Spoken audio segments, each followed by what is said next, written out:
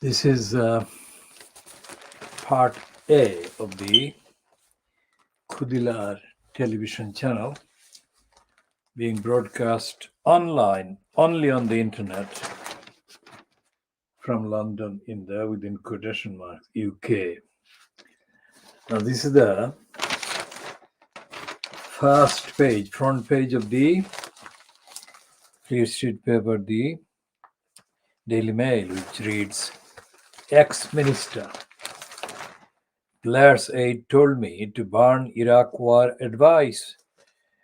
Now, we have lots and lots and lots of evidence about this ex-minister, Jeff Hoon.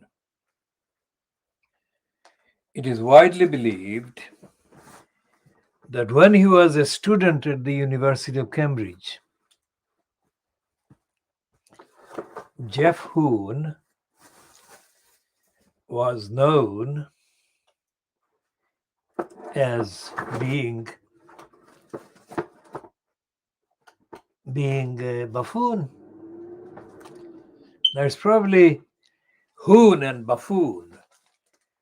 The kind of rhyme, the syllables are very similar. Hoon and buffoon.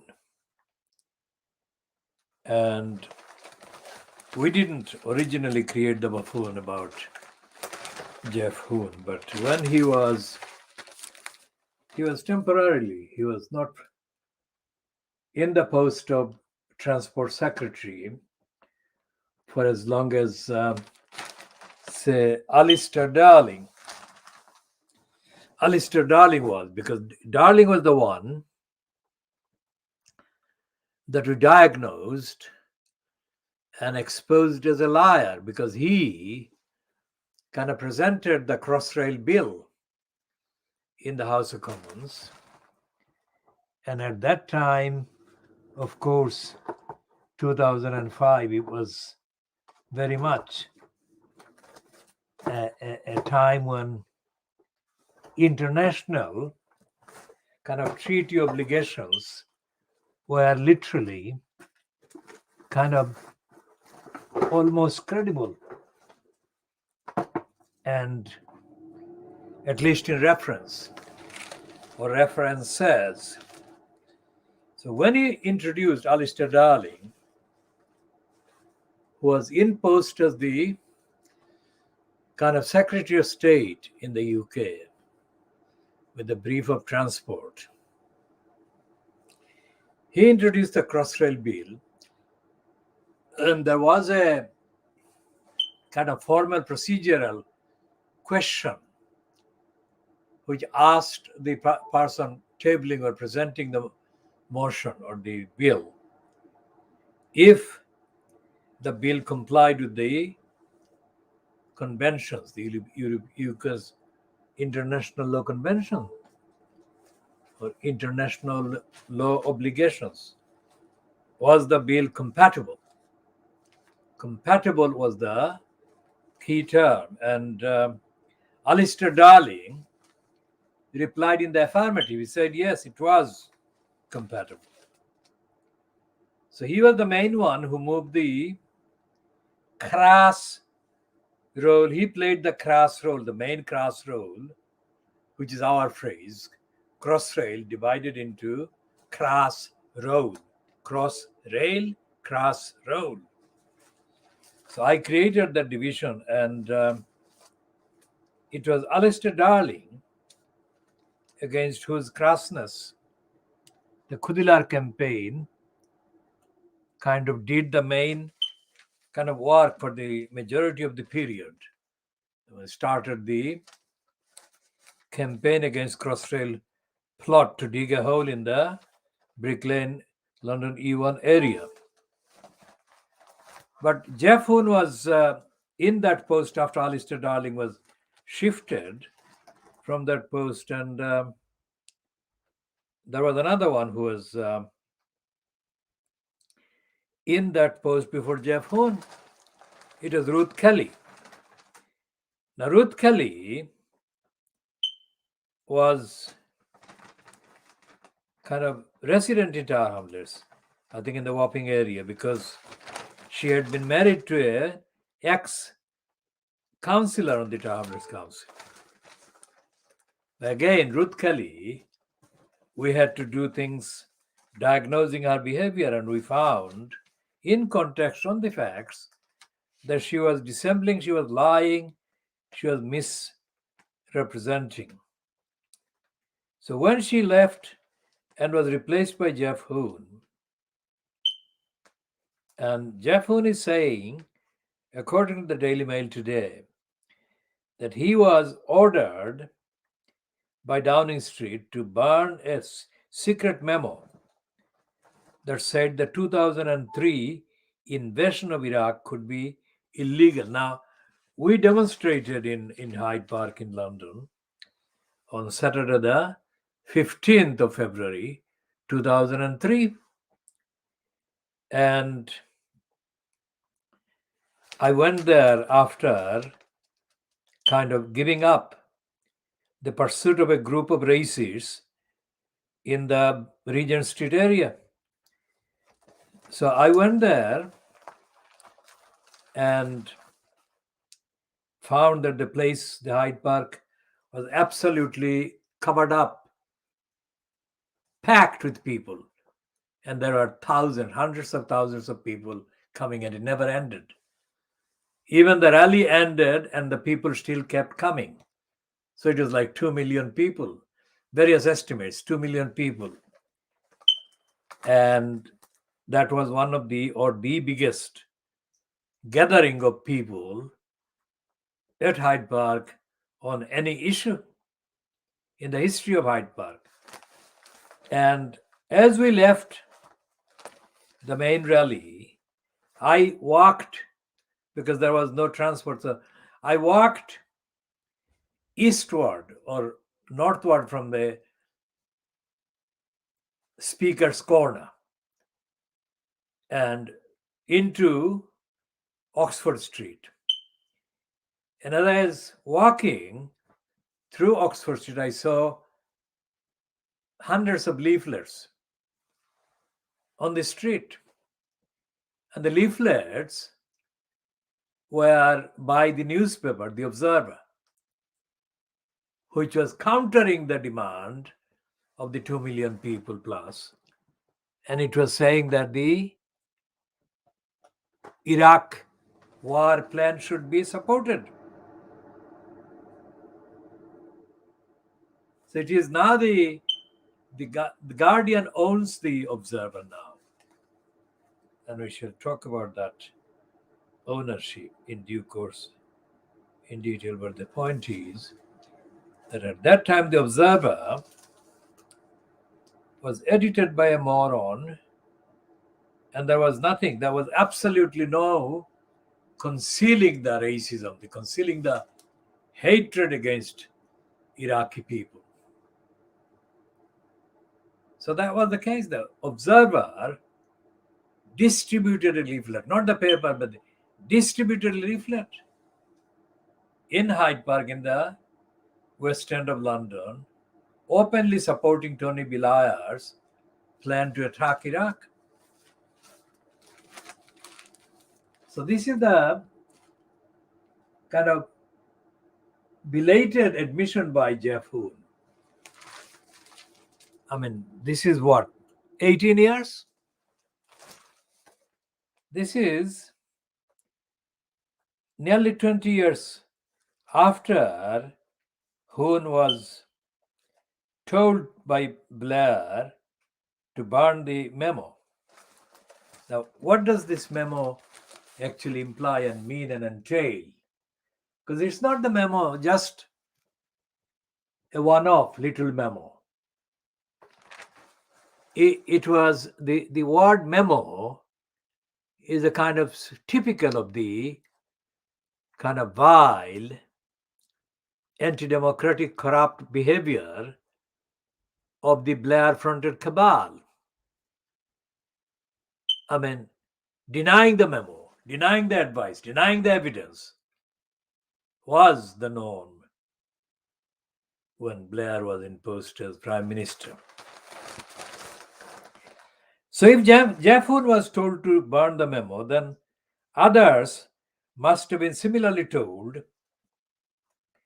to destroy all evidence of all advice and all evidence showing that Saddam Hussein did not have weapons of mass destruction, number one, and number two, that Saddam Hussein didn't have the capacity, nor did he claim to have the capacity to strike British targets or Britain within 45 minutes.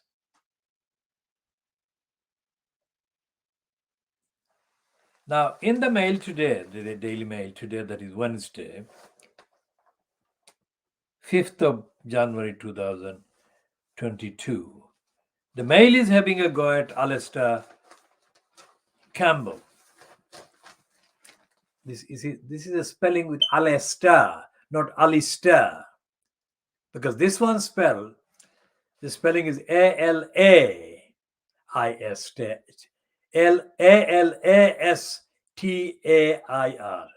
Alistair, and the other spelling is Alistair.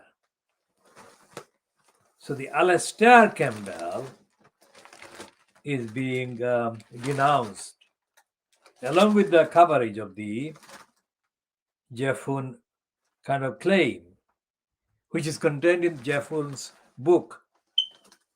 That is part of the news today, because I didn't know that Jeffun had written a book. In fact, I had, for main purposes of political analysis and diagnosis and observation, I had almost concluded that Jeffun had left kind of public life or has retired or something. And this is the first time that Jeffun is mentioned in years. So what the Daily Mail is saying about Alastair, Alastair Campbell, saying Alastair Campbell was mocked for a social media attack on Boris Johnson. That they're saying that happened in the last few days. And what they're saying about this tweet by Alastair Campbell is that his tweet about Boris Johnson, according to the Twitter response as being claimed by the Daily Mail, could have been about Tony Blair. Remember, we are not pronouncing him as Blair. We are calling him Blair whenever we consciously can. The former Labour spin doctor frequently denounces Boris Johnson, and his post on 7th of December read, "When you elect a liar as Prime Minister, and when those who work for him have to lie to cover up his lies, it will eventually unravel." What Alastair Campbell is saying about the lying Prime Minister, meaning Boris Johnson.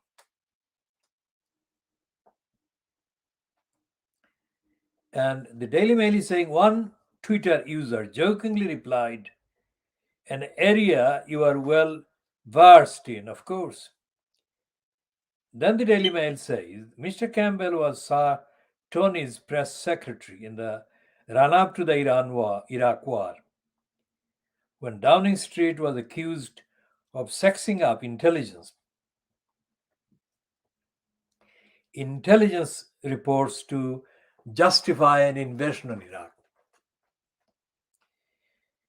Now, Campbell is now an author and mental health campaigner now. As those who watch this program or this edition, or these editions that are called the BabyAngelGeronimo editions, and the reason why we call them BabyAngelGeronimo editions is to maintain the continuity of ethical and moral integrity against the depraved cabal fronted by Boris Johnson.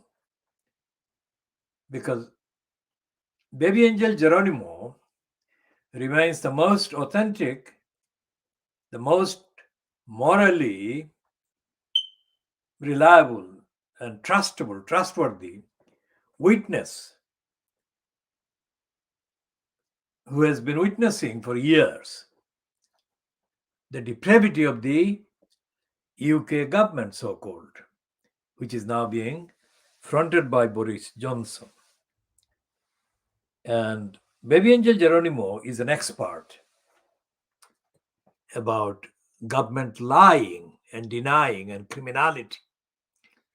The BabyAngelGeronimo has got more extensive evidential base than anybody, including the Financial Times' Chris Cook, who was for some time policy editor at the BBC's Newsnight, which Chris Cook left in August 2021. And as he said, returned to his previous employer at the Financial Times, for whom he published a piece about UK government officials lying, breaking the rules and breaking the laws intentionally, not in order to uphold the rule of law, but in order to cover up for the ministers in particular departments of the uncivil service officials were employed in, just like the uncivil Alastair Campbell was employed by Tony Blair in the run-up to the Iraq war by Tony Blair and George W. Bush.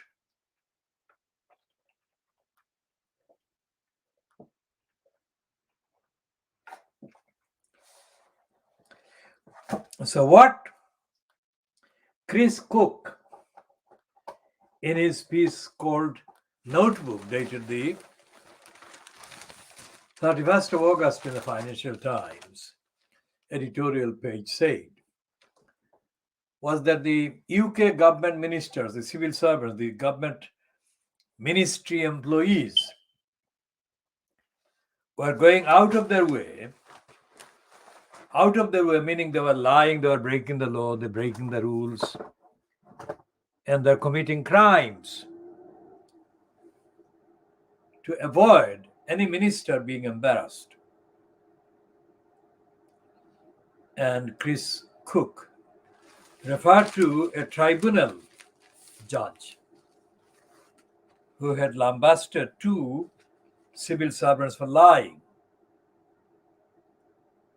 So that is a sample of the lies and illegalities and criminalities, intentional criminalities, that the depraved DEFRA, D-E-F-R-A, the DEFRA department is a department for the environment, and it is has been fronted by George Injustice Eustace. I have renamed him Injustice to go with the Eustace. But actually, I have renamed him Injustice because of his lying against BabyAngelGeronimo. Now, the lying by George Injustice Eustace against BabyAngelGeronimo. Now, this is where BabyAngelGeronimo is. That is BabyAngelGeronimo. One picture of him, natural environment, he was pictured in that photograph. He is pictured running around, enjoying himself.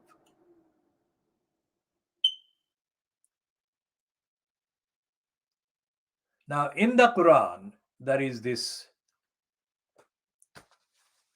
part where there are two words, kun fayakun. Now, the difference between the temporal difference, the time it takes to say the first word and the second word, kun fayakun. is said is the difference of the time the planet Earth, humanity, is alive for. Kun fayakun, be and not be. That is, be that is created, and fayakun is destroy the creation.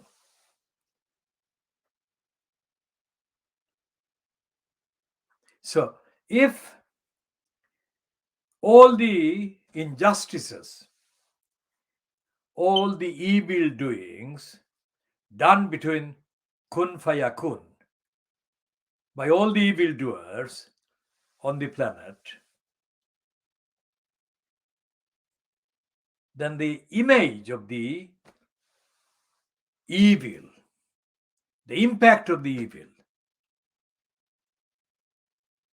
that would constitute is the amount of injustice that BabyAngelGeronimo has witnessed, let's say, being done by the evil-doing, depraved Defra. And it is aided and abetted by the congenital liar Boris Johnson. Because the congenital liar Boris Johnson, when he lies and who has been lying, has been of the same evil orientation, evil assumption about himself, and his impunity, evil assumption of impunity from accountability is the same as the evil that Tony Blair was in possession of, and his co-criminal, some would say his kind of mastered George W. Evil Bush was possessed of. And there is nothing around them, nothing watching them. No known power is visible to stop these evildoers doing their evils. Everyone is too powerless in comparison with the evil force that Tony Blair asserted and exerted, and the evil force that he represented, personified, in the same way that the evil doing George Injustice Eustace and his co-evildoer Christian Middlemiss were thinking of, that they were above, that their criminality, their evil doing powers were beyond any known human kind of force that could stop them. So therefore, every human being that became aware during the perpetration of the lies by depraved Defra, embodied in the personality of the evil George Eustace Injustice, and Christian Middlemiss and other lesser known criminals, that all of them, they were aware of the absence of any power in the form of any human being or any collection of human beings anywhere in the United Kingdom or elsewhere on the planet Earth that could stop them doing their evil. So they thought that they were beyond being held to account for their evil, beyond being held to account for the cruelty that they intended to inflict. So when Jeff Hoon says, burn, he was told to burn the Iraq war advice. It's not the right heading. The heading in the Daily Mail should read that Hoon said, Blair told Hoon to destroy evidence that Iraq war was illegal. That illegality is not there in the headline. And advice is not the same as war. So 20 years later, let's say, about 20 years later, nearly 20 years later, Jeff Hoon is now releasing the facts that he suppressed for 20 years. The question is not that Blair B. Liar was lying. We knew that. We started calling him B. Liar in late 1997 because it was even before the overhyped appearance of Blair, or B. Liar, as a fan of Diana who had been murdered in France. We had noticed that from May until August 1997, Tony B. Liar was coming up on the media almost on a daily basis. He was appearing on the news. And he came across as completely, absolutely, incredibly dishonest and shallow. If you look at the pictures of Tony B. Liar, even now, you will see, if you think carefully, he looks unreal. And he never, before he became, quote, leader of the Labour Party, so-called, he never had anything to do with society, anything to do with the kind of community. And as I said about the fact that we defeated him, because his kind of cabal of supporters, so-called, in the Tower Hamlets Labour Party in 2006, in January 2006, they were almost there. That is to say, they'd already got the ammunition and they were operating very fast to mobilize a recall petition against the then member for parliament in the name of the parliamentary constituency of Bethnal Green and Bow.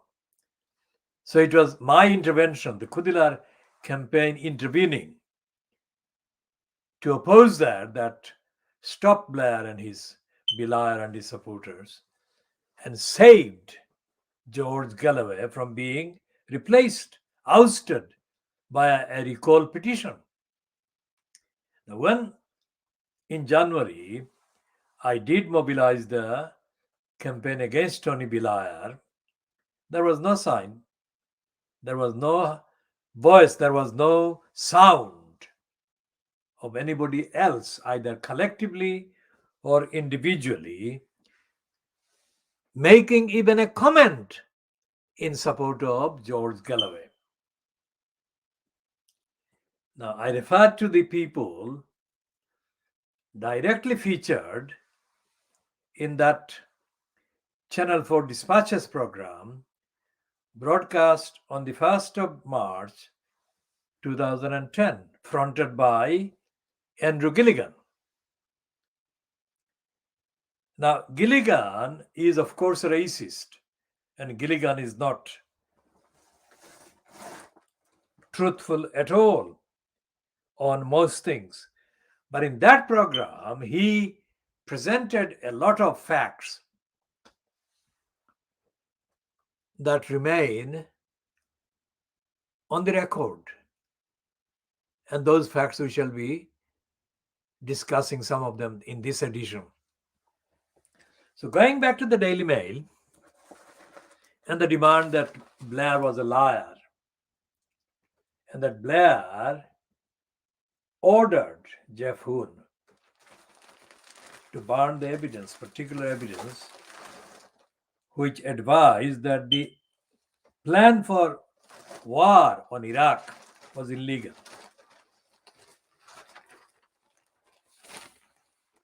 That's the Daily Mail two-page spread today, Wednesday, the 5th of January 2022. And that's a continuation of the Daily Mail today, front page. Ex-minister Blair's aide told me to burn Iraq war advice. That's the one. Now, we defeated Blair over the recall petition that his kind of camp was organizing to oust George Galloway. And as I said in the previous edition, if a recall petition was mobilized, then it would have been one of the most successful recall petition campaigns ever, because the public opinion in the constituency, Bethnal Green and Bow against George Galloway, appearing in that kind of prostitute program, was very, very hostile to Galloway. So hostile that people openly expressed opinions against him, openly criticizing him, calling him names. Calling him names in English, of course, calling him names in other languages. But in Tower Hamlets, in Bethnal and Bow, the names that George Galloway was being called were significantly in the Siloti language. And I'm not going to repeat them. But they were in Siloti, and they caught the attention of the other Silotis, and George Galloway would have been out very fast, and his parliamentary career would have come to an end, as it has come to an end now, because he has failed to find another gullible, susceptible demography containing significant number of Muslims. That seems to have been his trick. He found the Bethnal and Bow constituency in time, shortly after he was ousted from the Labour Party by Tony Blair. And he got in by default. But it was a default that he knew was operated or triggered by the fact that he was promoted, he was floated as a sympathetic person that could kind of come across or be put across as a contrast to Una King. So Tony Blair finished in May 2010, and then he attempted to find a winnable seat in Scotland, and there was revulsion from the mainstream organizations in Scotland, revulsion against George Galloway. And he worked out that he would not be able to get a winnable passage back to the House of Commons from Scotland. So what did he do? He looked very fast for a Muslim kind of demography, which appeared to present itself in the form of Bradford West. And it had the combination of Muslims, significant Muslims, and of course, so-called indigenous. And it was a seat that was waiting to be politically kind of brought to life after the Labour Party took the people for granted and abused the people's generosity. So these are some of the things that Galloway said. And one of the lies, not just one lie, but one of the lies, that the racist morons responsible for confecting a number of videos for George Galloway's passage through the Bradford West. One of the lies that they perpetrated was to compare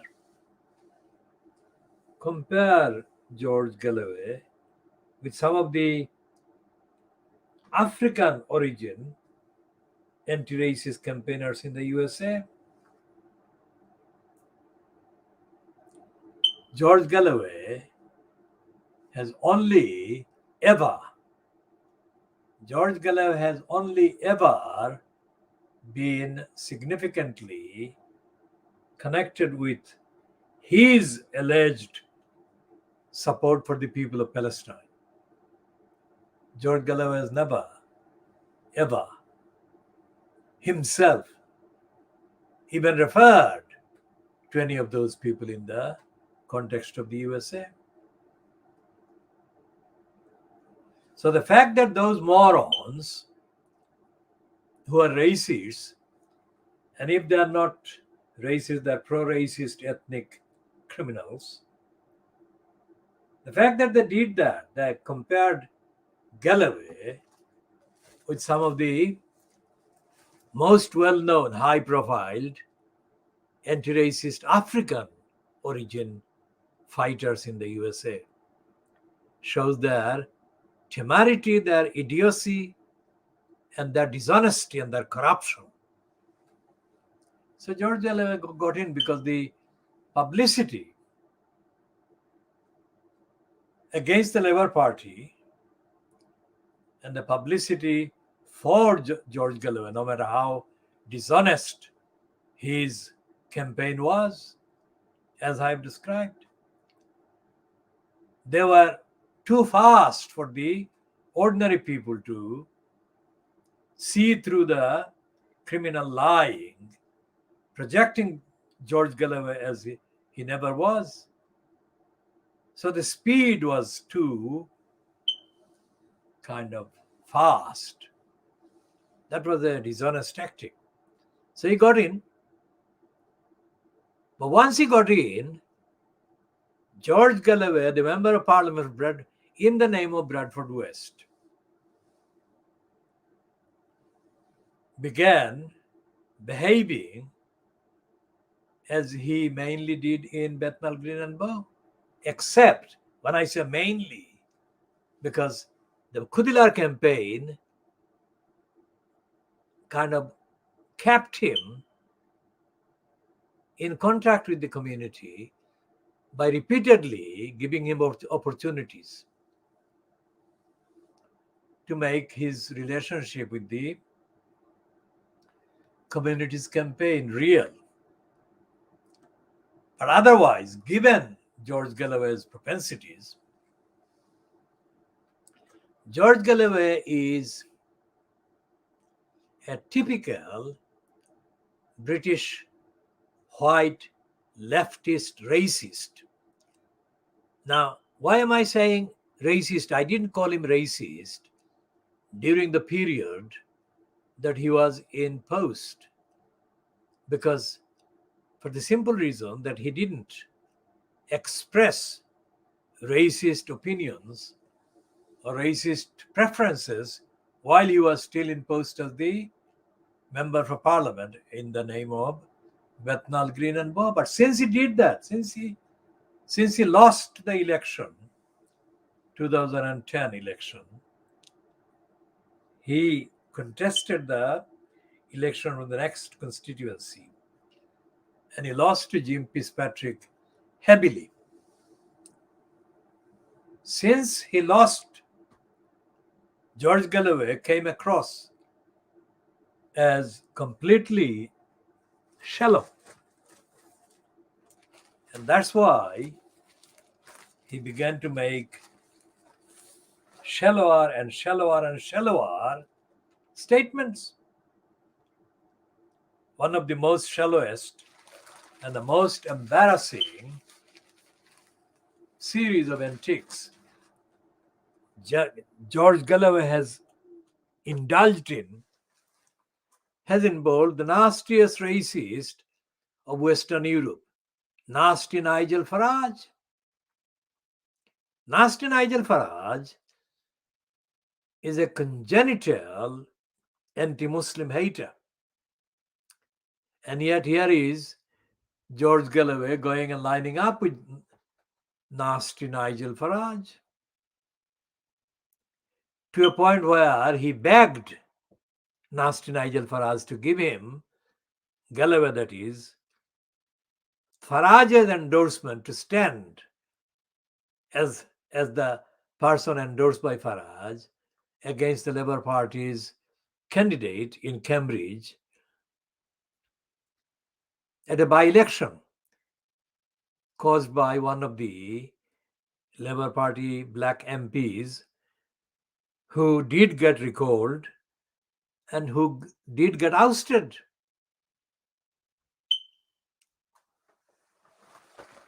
The disintegration, the political, ethical, and moral disintegration of George Galloway could not have taken place more embarrassingly and more brazenly and more in the public. I mean, George Galloway is a crafty promoter of himself. So he's got a contract with the Russian kind of broadcaster, RT or Russian television. And he had several series of contracts with Iranian television and some other outlets. And as part of the contract, Galloway has built up archives containing absolutely bogus kind of assertions on his part. Because when he was physically in the Brick Lane area, Galloway and his cabal of non-locals didn't even know which way to go. When they were supposed to go to the Deal Street, they went for the Greater X Street. I mean, these are not very far apart, but they didn't even know those streets.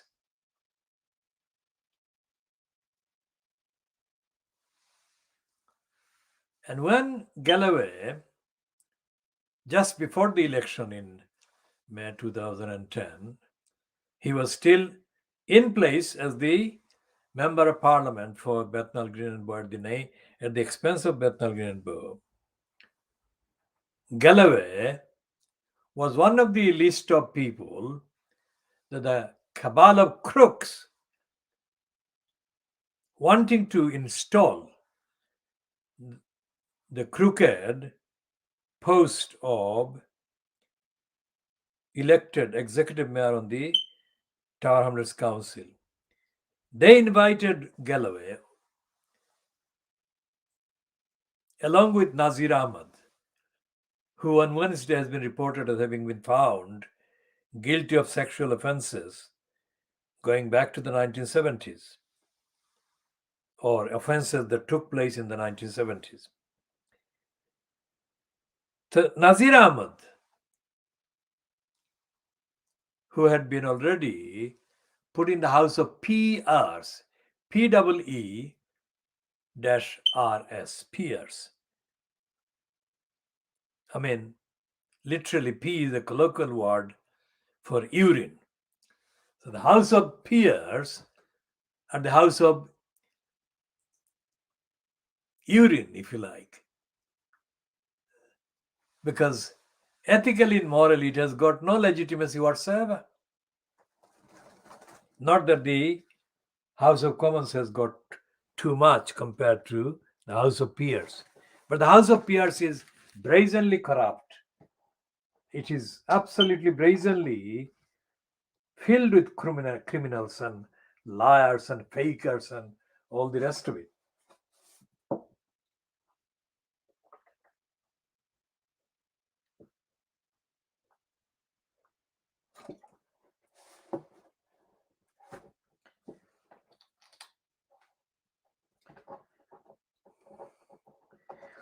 So when the criminals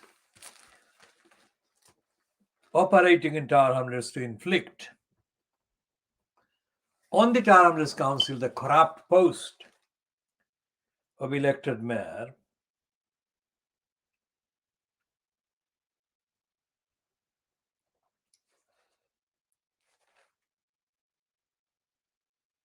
they invited the likes of George Galloway, who was already, of course, in place as the local MP. So they didn't have to go far to get him there. But the others he appeared along with were, of course, the convicted criminal now, sex offender criminal, Nazir Ahmed. And there were several other members of the House of Peers. And they invited these kind of highly immoral individuals to the shebang staged in the Brady Center on the 6th of February 2010. That was Saturday, the 6th of February 2010.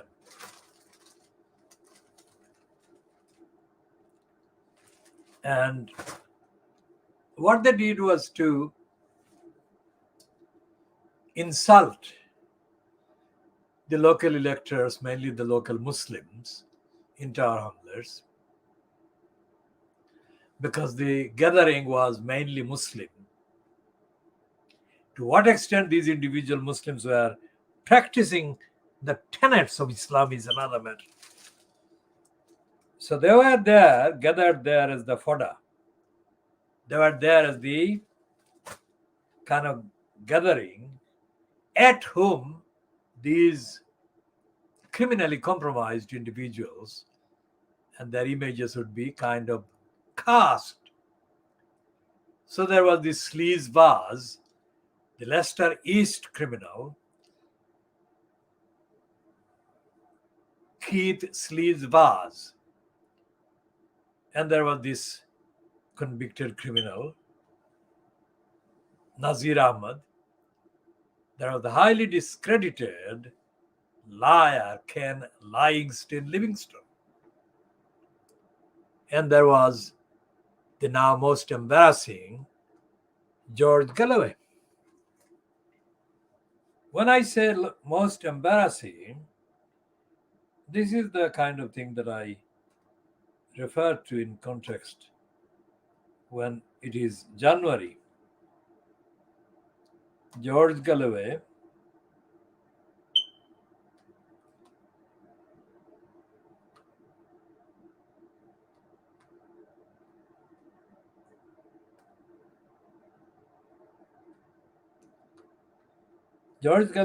and Rulalenska,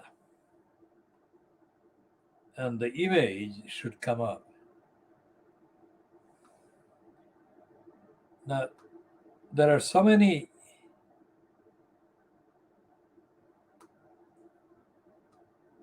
these are the ones that are still online,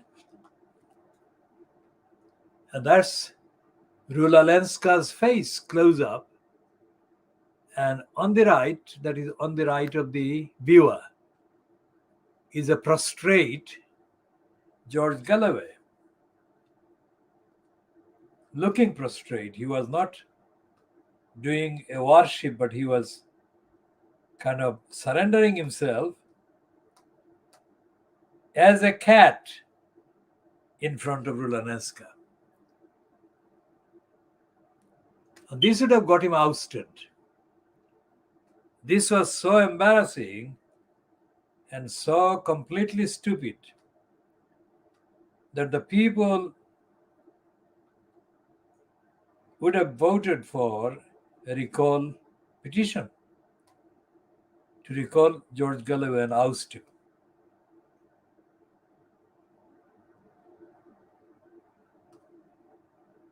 And Galloway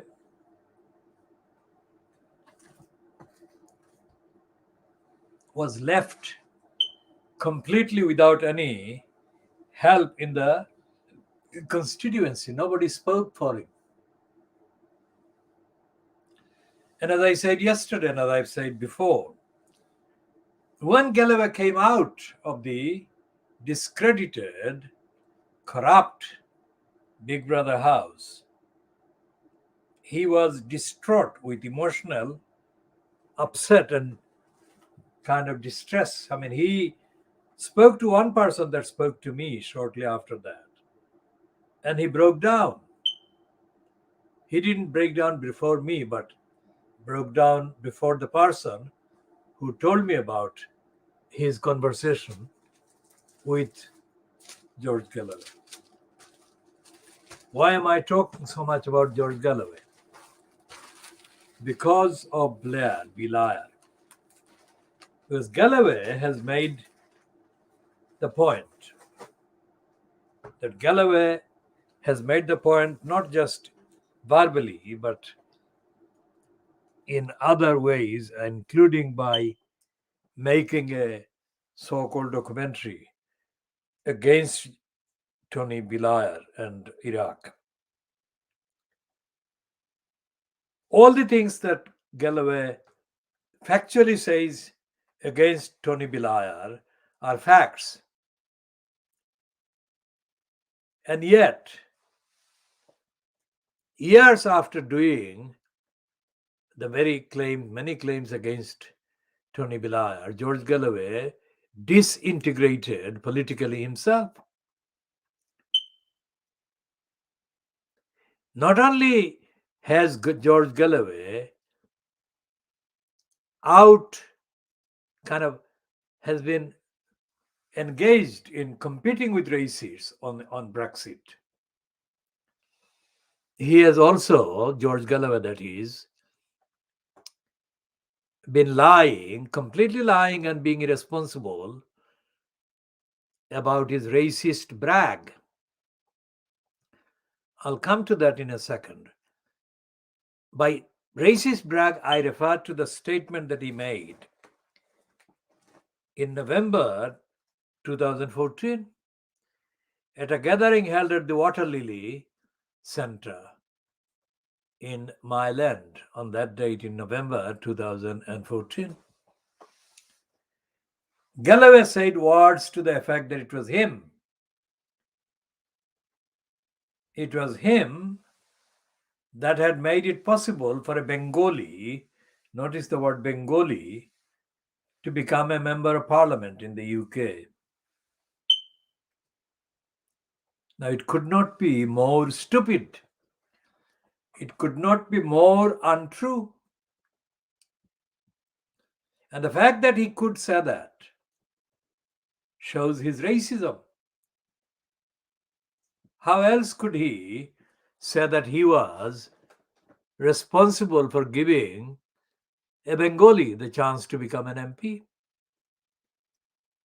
What evidence? There was no evidence. There cannot be any evidence. And he, of course, doesn't know that in April 2006, he had admitted the role of the KhoodeelaarTV campaign in creating the political revival in the community in Tower Hamlets.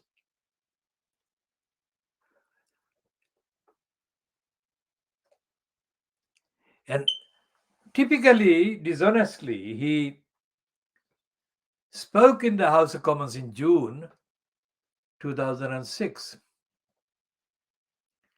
And he referred to Khoodeelaar, but he didn't want to acknowledge the truth about the Khoodeelaar campaign. There were no leaders of the Khoodeelaar campaign. I created the Khoodeelaar campaign, and I have had supporters. And some of my supporters were there sitting alongside with me in the House of Commons room, where Galloway was making the appearance before the formal Crossrail Select Committee of MPs. Not that I would need him to give me recognition about leader of the campaign, because I have been leading campaigns, more campaigns than he can count. And I've never done that. I've never done one single campaign by selling principle or trying to ingratiate myself to anyone or anything.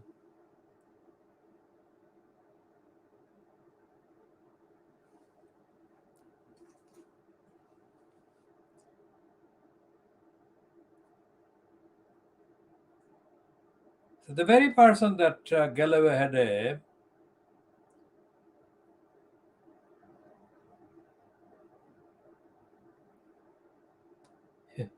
he said in Bradford, the only man for the job. So I'll go back to what he did in Bradford.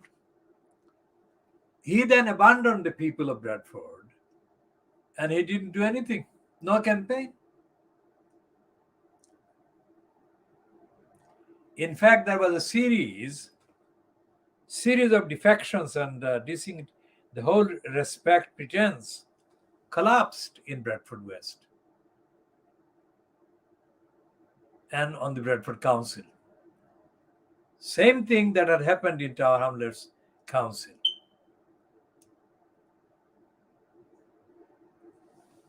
I mean, of course, Galloway has no idea of doing selfless, ethical, moral campaign even for 1 year. I have been doing ethical, moral campaign all my life.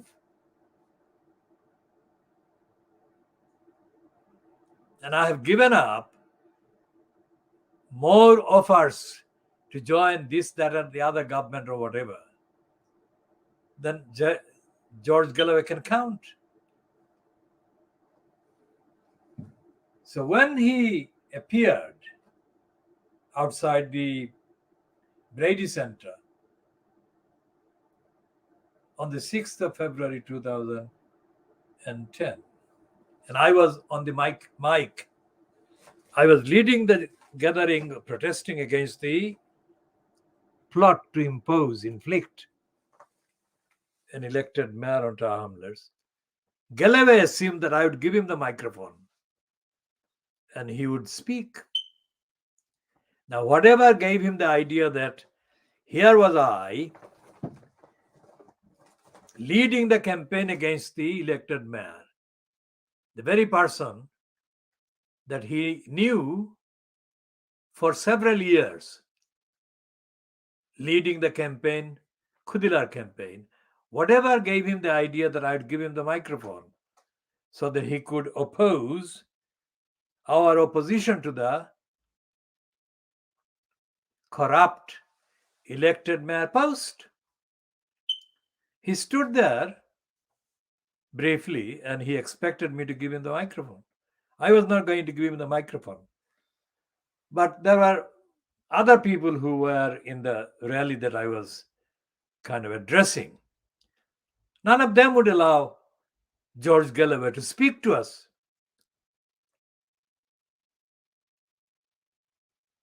The fact that he thought that I could give him the microphone, I would give him the microphone, showed his stupidity.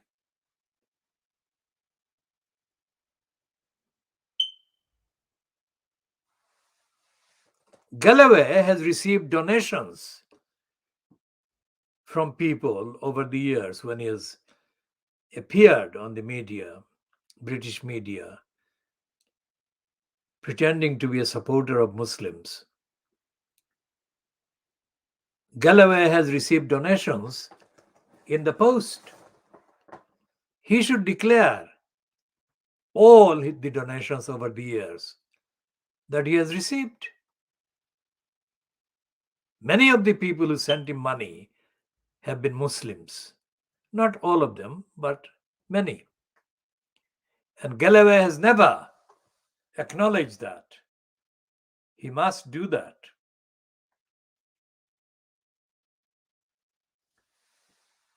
So when Galloway came and was rebuffed by us on the 6th of February 2010, he went in and he joined Sleazebars, Ken Lyings to Livingston, and Nazir Ahmed and other criminals. And they promoted the idea that elected mayor was absolutely the best thing to happen to Tar Hamlets.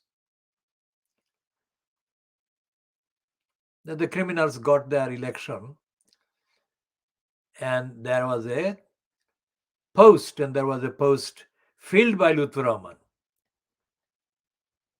And as the evidence shows, Lutfur Rahman proceeded to corrupt himself and to corrupt the council and corrupt the post and corruptly abuse the whole thing. That led to the appointment by the then Secretary of State for department that handled local councils, Eric Pickles, who spoke to the House of Commons, in the House of Commons, on the 4th of November 2014. And Eric Pickles spoke.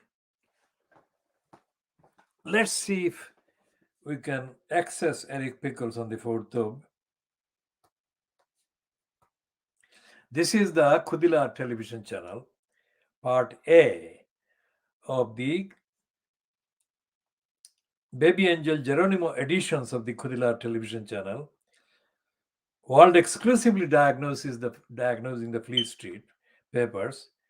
And in the context of that, we are diagnosing the British Parliament, British government, and British policies and racism and the criminality of Tony Blair, mounting the genocidal attack on the people of Iraq and Afghanistan.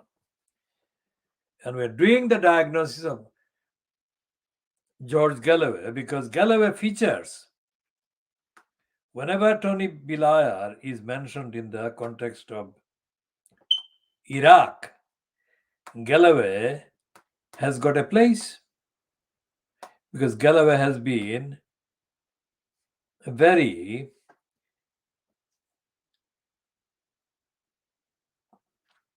persistent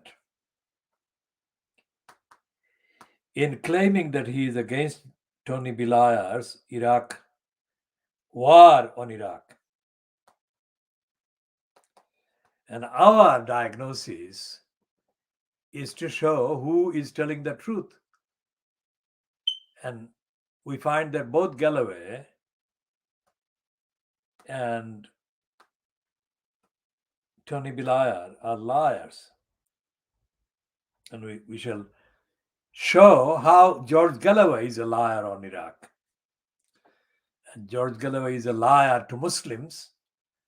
And George Galloway is a liar with racists like Nasty Nigel Farage and others.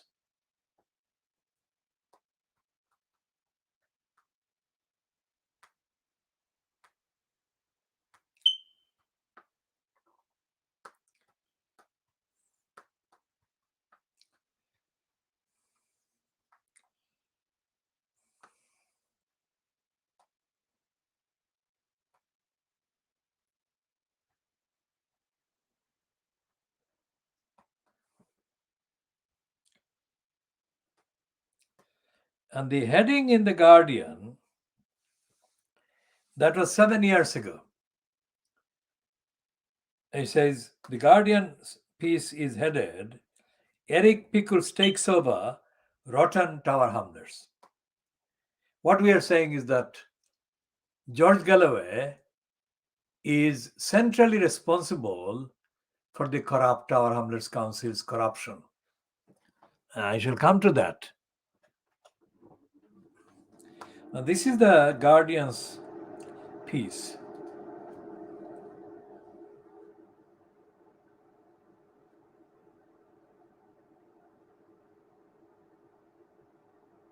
The Pickles, Eric Pickles, Secretary of State for Communities, says his direct intervention in Tower Hamlets contradicts everything he believes in. Okay, the Community Secretary, Eric Pickles, is to take over the administration of Tower Hamlets Council in East London for 2 years after an inquiry commissioned by his department found evidence of a crony culture in which grants and properties were handed to favored groups and proper procedures were ignored. Pickles is to dispatch 3 commissioners to oversee grant-giving appointments, property deals, and the administration of future elections in the borough. The inquiry, conducted by accountants PricewaterhouseCoopers, found contracts were awarded without the appropriate paperwork, while Luthuraman, the independent elected mayor, personally selected preferred companies. So there is a whole lot of other things now. That is the Guardian's kind of version. And we shall come to the Hansard version.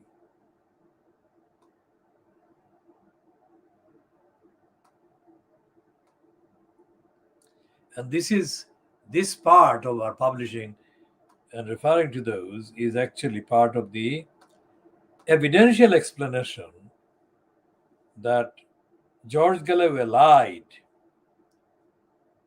to hide the corruption and lying of Luthuraman.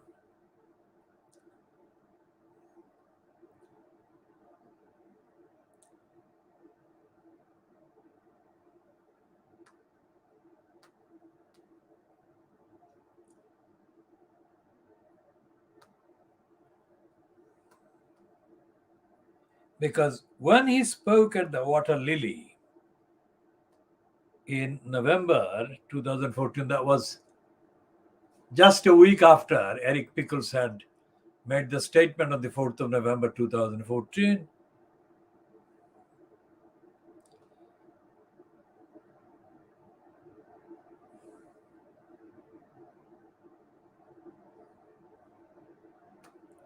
So this is the statement at 12:36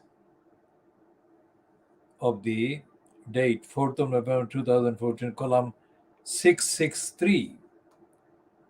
And this is the statement as recorded on the Parliament website, otherwise known as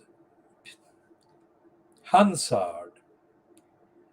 With permission, Mr. Speaker, I wish to make a statement about the London Borough of Tower Hamlets. And the government have long been concerned about the worrying pattern of divisive community policy and alleged mismanagement of public money by the mayoral administration in Tower Hamlets. Following persuasive evidence presented to me making serious allegations in April, I commissioned PricewaterhouseCoopers to undertake a formal best value inspection report of the council. In my written statement this morning, I published the PricewaterhouseCoopers report. It paints a deeply concerning picture of obfuscation denial, secrecy, the breakdown of democratic scrutiny and accountability, and the culture of cronyism risking the corrupt spending of public funds. Now, before I go into any further aspects of that statement, let me say about this program. This program is World Exclusive Diagnosis in Fleet Street. The World Exclusive Diagnosis of Fleet Street, of course, does not refer to the media that are published from addresses in Tower Hamlets and in the eastern of London. What do I mean by the media? This is an exclusive report as well. By media, I mean the Bangladeshi community is being misled, has been misled by so-called Bengali language newspapers. Well, of course, since the pandemic and since the ouster of Lutfur Rahman by the Election Commission on the 23rd of March, April 2015, many of the titles that were being published to do propaganda for Lutfur Rahman in return for money that Lutfur Rahman paid them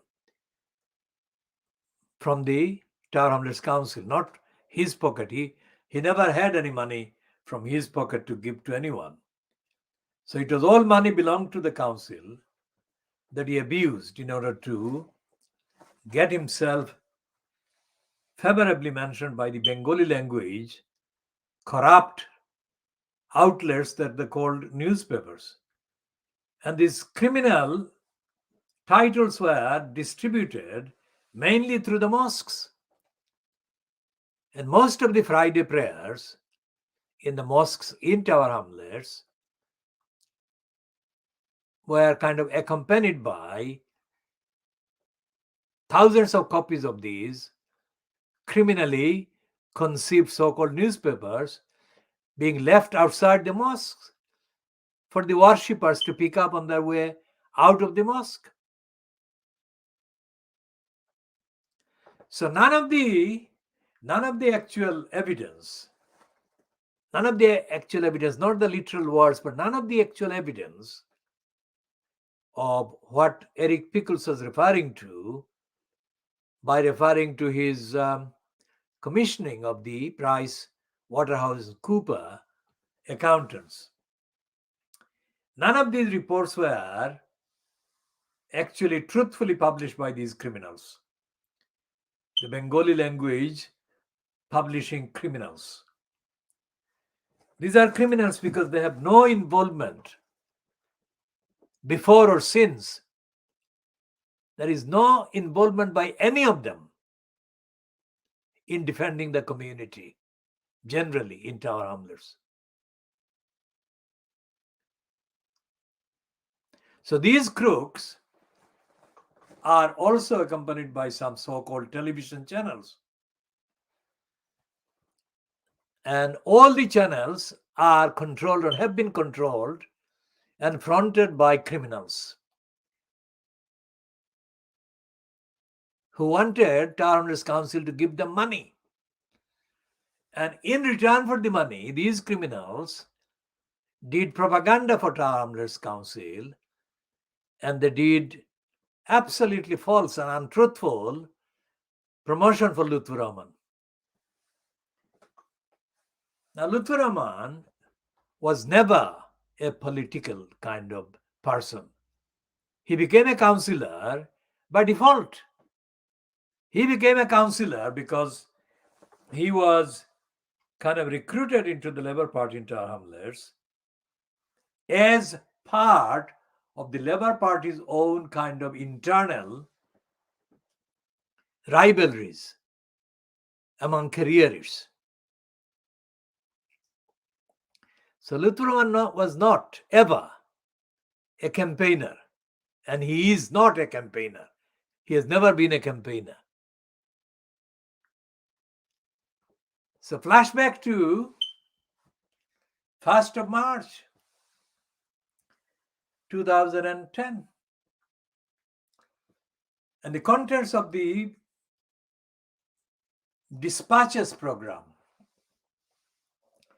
fronted by Andrew Gilligan, but mainly about Lutfur Rahman, mainly about an outfit called Islamic Forum Europe and a place called the East London Mosque. That particular program claimed that there was a plan underway to foist on Tower Hamlets Lutfur Rahman as the first elected mayor, so that the plotters would gain control of the council. And as Andrew Gilligan pointed out in the first segment or first part of at the beginning of the program, let's say, because it was only one program, so to call segment or parts would be misleading. So he said that the council had £1 billion worth of budget. And that's the thing. That's the thing he connected with the Islamic Forum Europe. That they wanted their hands on the till. $1 billion worth. And the instrument that they wanted to use was Lutfur Rahman. At no point during that program did dispatches or Andrew Gilligan, the presenter, make any reference to anything that Lutfur Rahman was saying. That proves the point I'm saying, that he was not a political entity. He was not a political person. He was used as a political kind of instrument by the users, which is roughly similar, not exactly the same thing, but similar suggestion that Abbasuddin Elias Halal made in his dossier that he presented to the Labour Party's National Executive Committee. And he said, words to the effect, I'm not looking at the relevant documents, I'm not quoting, but contextually I'm remembering and going from memory. What he said, Abbasuddin Elias Halal, was that people operating from the East London Mosque in Whitechapel were exploiting brainwashing.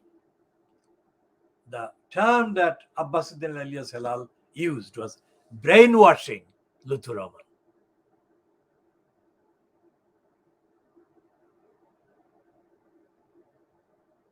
Which effectively corresponds with many of the events. And when PricewaterhouseCoopers reported to Eric Pickles, they found enough evidence of wrongdoing by Lutfur Rahman to warrant Eric Pickles a drastic change of behavior. And he could not trust Lutfur Rahman to effect that change of behavior. So what he did, Eric Pickles, was to inflict commissioners. Now, I'll come to the description of the commissioners that Eric Pickles chose,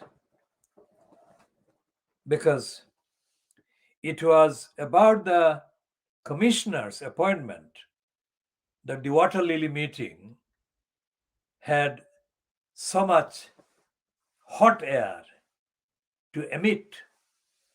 The Water Lily event was organized for politically dead people. So there were 100 or 200 or 300 or 400 people who were politically dead. They were physically alive. They're eating, they're drinking, they're talking, they're even laughing. but they were politically dead because they didn't have the slightest clue as to why they were there in the first place. And so these dead people were like a collection of dead people from back in February 2010. 4 years difference. That was Saturday, the 6th of February 2010, when the convicted criminal, sex offender, convicted on Wednesday, the 5th of January 2022, Nazir Ahmed,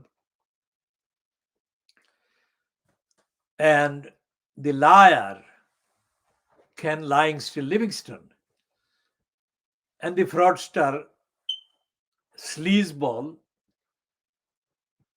Keith Sleazebaz, and the racist George Galloway. Racist in relation to his racist behavior as a fan of nasty Nigel Farage and the Brexiteers, and his statement that because of him, the Bengalis were able to have an MP.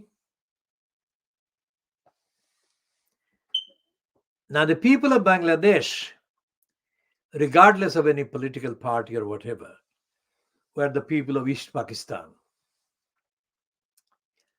where the main leader that I politically kind of supported, not as a member of the party, but I politically supported the political tactics and ideology, many of the analysis of the late Maulana Abdul Hamid Khan Bashani. Anyone who knows about Bashani or who saw Bashani's career would know that Bashani was 1,000 miles ahead of George Galloway. Bashani was one of the fighters against British colonial imperialism, as were many members of my family. So for George Galloway to say that it's like he gave a kind of present to people that had been completely in the dark, is not only racist, but it's an outrageous criminality. How dare he? Because for 4 years, when Lutfur Rahman committed the wrongs, Galloway was quite silent. And that was in contrast with his claim, which I have published many times, which said, that is Galloway, George Galloway, in April 2006, that at that date, up to that time, he had been in politics 30 years. That is what he claimed on that day. He said that in politics, being in politics 30 years, he had never come across a local council as corrupt a term as council. That's what Galloway said. And here he was in November 2014 saying that any action and the commissioners, Pickles commissioners, are jokes. They were neither rigorous, nor were they competent, nor were they themselves honest. So we'll come to that a little bit later again. And here was George Galloway condemning the fact that a minister, whatever the party political color, had decided to express opposition, no matter how mediocre and muddled that opposition was, which it was, Eric Pickles had expressed concern at in his words, but not using the term corrupt, the massive corruption that had been taking place with Lutfur Rahman incumbent in the post of elected mayor in the name of Tar Hamlets.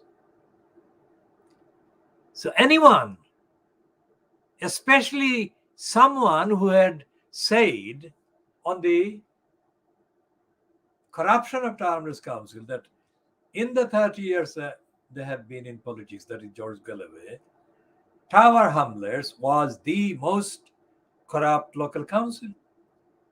So that person should be welcoming Eric Pickles' statement against the corruption that had got worse with Lutheran being incumbent in the post of mayor. Instead of welcoming that initiative or that recognition of the existence of corruption, George Galloway and Ken Livingston Livingstone decided to attack Pickles and attack his decision about sending the commissioners to put an end to the corruption that Lutfur Rahman was involved in doing. Now, let's go back to the identity of these commissioners. One commissioner is a crook called Ken Knight. Now, Ken Knight was the main commissioner that Pickles chose. And Ken Knight was the top bureaucrat in the London Fire Brigade before retiring and becoming available for prostitution work. Because Ken Knight was not a moral, ethical person with any dignity whatsoever. So whatever job he was given, and this job by Eric Pickles as commissioner for Tar Hamlets was a job that can be only described as a prostitution work. Because I told Ken Knight to his face that he was a racist, liar, criminal. I said it out loud at a meeting held in the Tar Hamlets Council building. And I called him a liar, and I called him a crook, and I called him many other things in front of him, in front of John Biggs, in front of many others that were present at the time.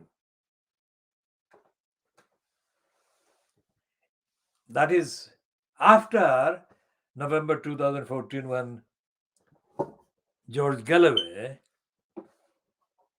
attacked Ken Knight and others as being part of the dictatorship that Eric Pickles had imposed on Tar Hamlets Council. That is what Galloway and Ken Livingston Livingstone claimed. Absolutely untrue. Now, Ken Knight was not doing anything. Ken Knight was not doing anything to stop the corruption.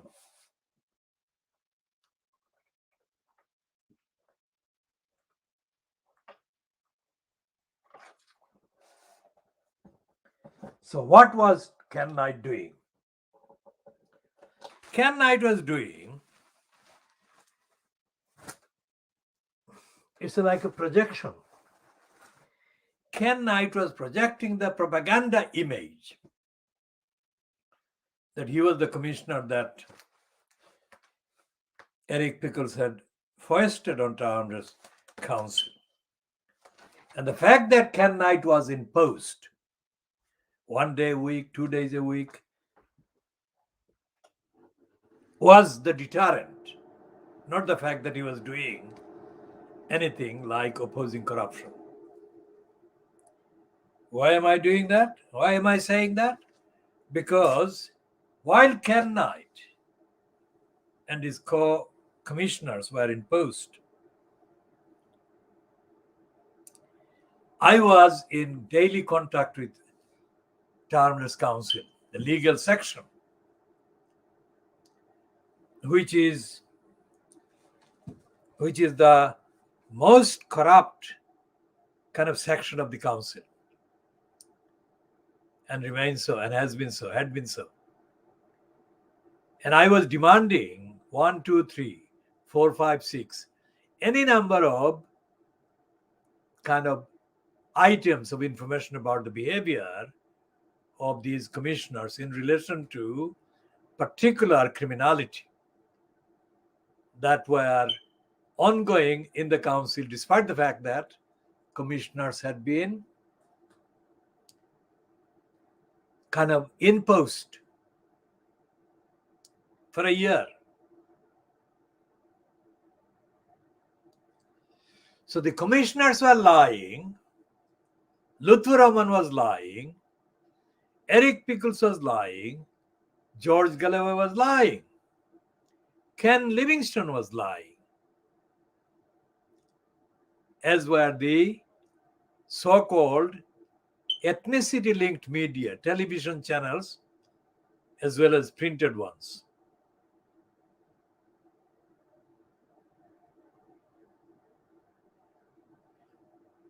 And where were the elected councillors? Whatever the kind of political color or pigmentation or level of the so-called councillors in post, the councillors are politically dead.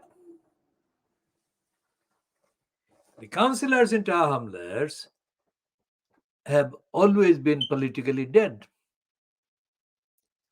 If there is anyone who is watching this and who factually disagrees with what I'm saying, as I said, is welcome to send strictly factual evidence that says that what I'm saying is not accurate.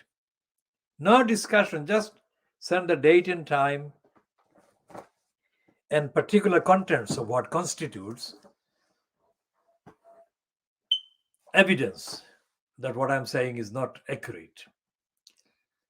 If you don't send that, then that is your choice, but that has to be a choice that will have impact on the final kind of conclusion. Ken Livingstone lied, and he said to the dead people assembled in the Water Lily that they should go and demonstrate outside the homes of the commissioners. Remember, in November 2014, commissioners had not been appointed. The appointment had been announced, but they have not been appointed, and they had not started their tenure. It took another few months before they took the tenure on, and they began to appear irregularly. That's not every day of the week, a specific number of the days. And the statement that Ken Livingstone made against the commissioners suggested that the commissioners were already identified and in place, and that the people should go there to their homes and houses and make violent protest against them.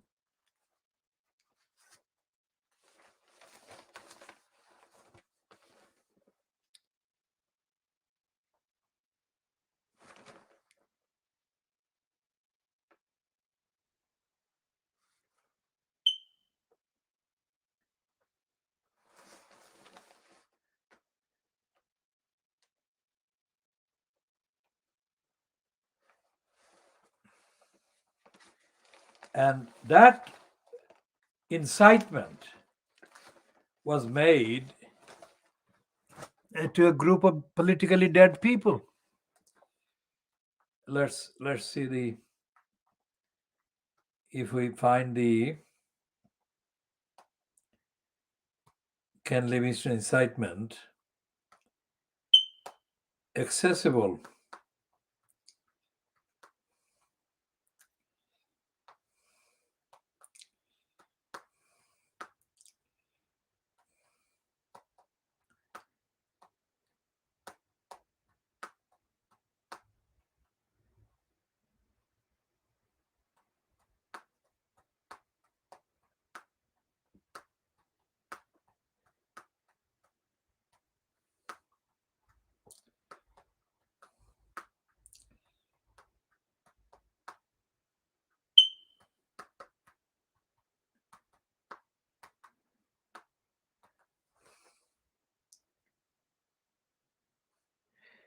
Now, that was the meeting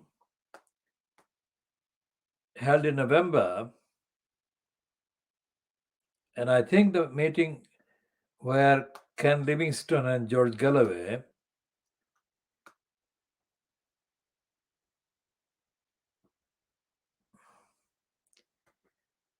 on the 14th of November 2014. So the online piece accessible on the Daily Mail website, just for factual reference. It says Red Can stirs up lynch mob. That's what the Daily Mail says. And it says that former London mayor urged protesters to go to homes of Whitehall officials and make their lives intolerable. Now let's look at the words.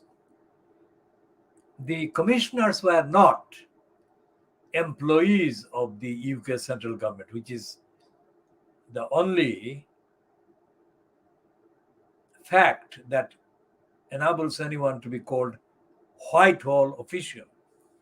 The commissioners were not employees of the council, of the government.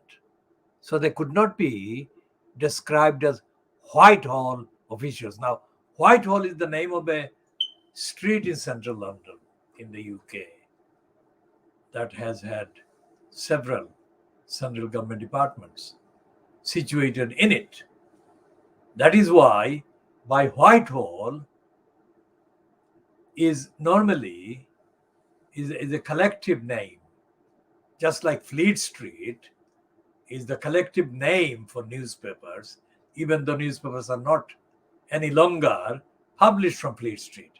So Whitehall is the name of the government, central government department, collection of central government departments, even if Whitehall doesn't have most of the government department offices situated in it. So Whitehall is a street, just like Fleet Street is, just like Downing Street, let's say. So it's the addresses. Downing Street is not really an ordinary street, it's the address where the two departments, Finance Department and the Prime Minister's departments, are number 10 and 11 are situated in. So the Daily Mail is wrong in the heading. These are not Whitehall officials, the morons. So how did they get these Whitehall officials? And you would think the Daily Mail has been publishing for a very long time, and it would know the difference between a government employee and an independent kind of employee or contractor. So it says that Livingstone made the calls at a rally for supporters of the mayor of Tower Hamlets. And Minister Chris Hopkins slammed Livingstone for his stupid remarks. Well, the Daily Mail is stupid. Ken Livingstone was being stupid. The mayor of Tower Hamlets was being corrupt and stupid. So let's read this bit on the Daily Mail online website that is published on the day after the event at the Water Lily in the Mile End Road. The Mile End Road, not far from Whitechapel Station itself. So it says, it's a piece by Jack Doyle for the Daily Mail, published first on the website at 01:44 hours, 15th of November, and then updated at 17:58 on the same date, 15th of November 2014, which is the day after the rally. Ken Livingstone was accused of inciting a lynch mob mentality after he urged protesters to go to the homes of Whitehall officials sent into a controversial local authority and make their lives intolerable. The former London mayor made his call at a rally for supporters of the mayor of Tower Hamlets, Lutfur Rahman. Mr. Livingston told the meeting in Mile End, when these commissioners turn up, find out where they live, and then have a peaceful demonstration outside their home so their neighbors know these are the kind of people who overturn a democratically elected mayor, make their lives intolerable. Now, peaceful and intolerable are contradictory, aren't they? And that's typical of the behavior and the careers of Ken Livingston Livingston and others of his ilk. Now, let's see something else about Livingston. Now, Livingston is a career criminal.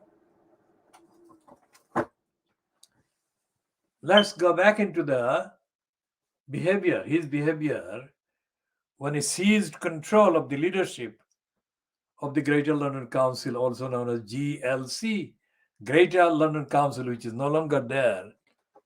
And I shall come to that reason why it is not there anymore.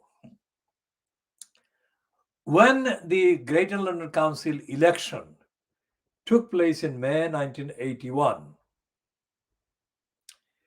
the Labour group on the Greater London Council was led by a man called Andrew McIntosh. Now, Andrew McIntosh came from a constituency, GLC constituency in North London.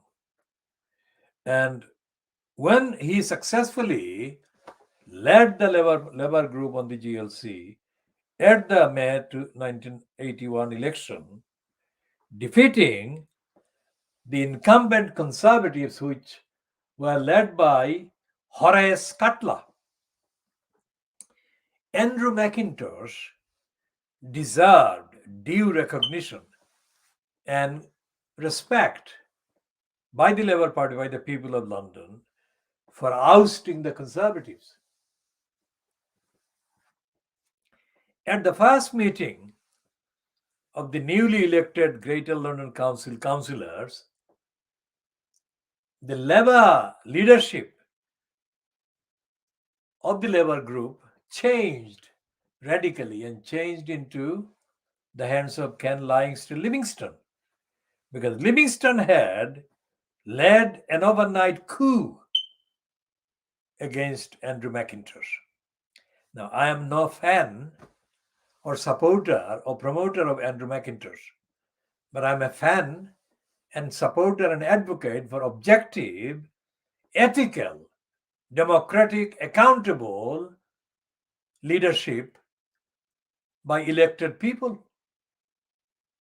And McIntosh deserved a significant amount of time for the credit he was denied, because he was owed the credit for ousting the Conservatives.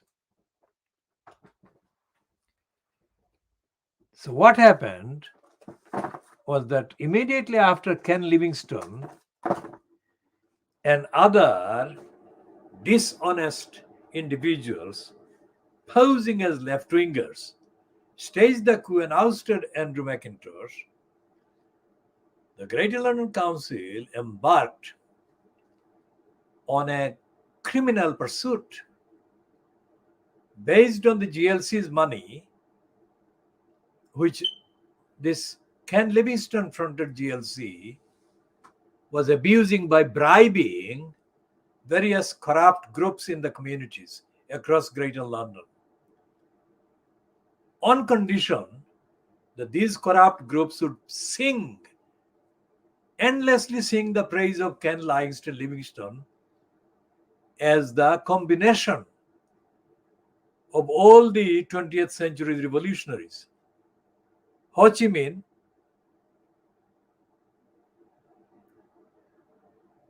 and others. Now, Ken Livingston is a crook, a lying, racist crook. So when he says that the people should go and peacefully demonstrate outside the homes of these commissioners and make their lives intolerable, he is in typical form. He is corrupt and criminal. because I challenged him in the immediate aftermath of the 1981 riots in Brixton. Because Livingston and other criminals were claiming that the confrontation between the police in Brixton in 1981 and mainly mixed group of people, mainly black people of Caribbean origin, was to do with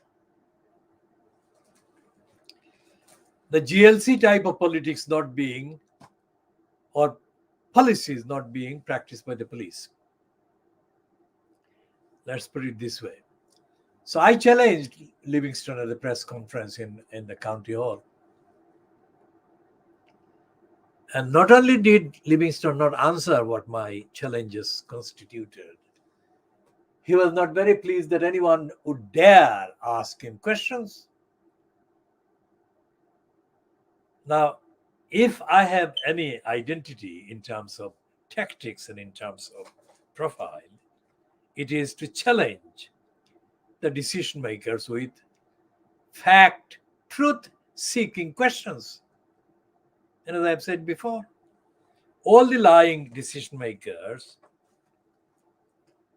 that I have confronted and challenged have found it impossible to answer my questions. And it was not a difference with Ken Livingston Livingston.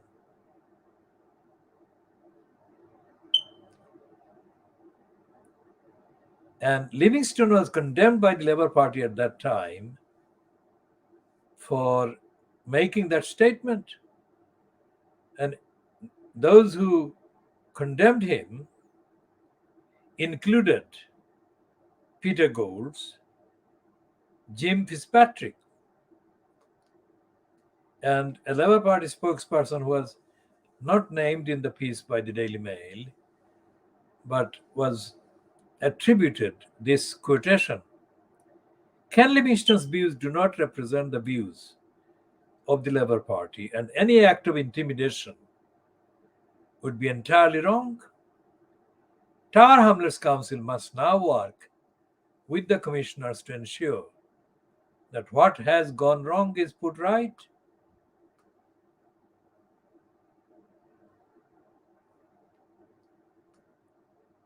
And the comments that were published on the Daily Mail website after the 15th of November 2014 publication of the report about Livingston asking people to go and make the lives of the Eric Pickles appointed commissioners intolerable, all the comments condemned Ken Livingston.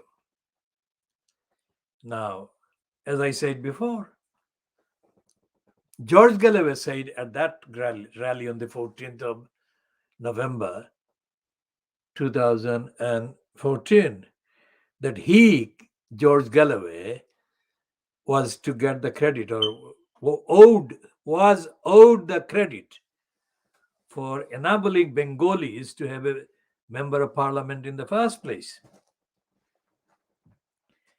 Now, George Galloway never ever has consulted with the communities at any point in his career, and his career has involved kind of making apparently outlandish statements on behalf of the supposed Palestinians and then drawing the attention to himself for doing that. And it is our understanding that a lot of people have sent him money over the years following his periodic outbursts. But between his outbursts, George Galloway has never sought the opinion of the communities from any backgrounds, either the Pakistanis, from whose government and party, like Benazir Bhutto, George Galloway received a lot of money. As the BBC Newsnight did an exclusive extended pack on George Galloway receiving money from Pakistan. And Galloway has never taken them to court. And Galloway has never denounced the BBC for that particular Newsnight program. So that is just a tip of the iceberg.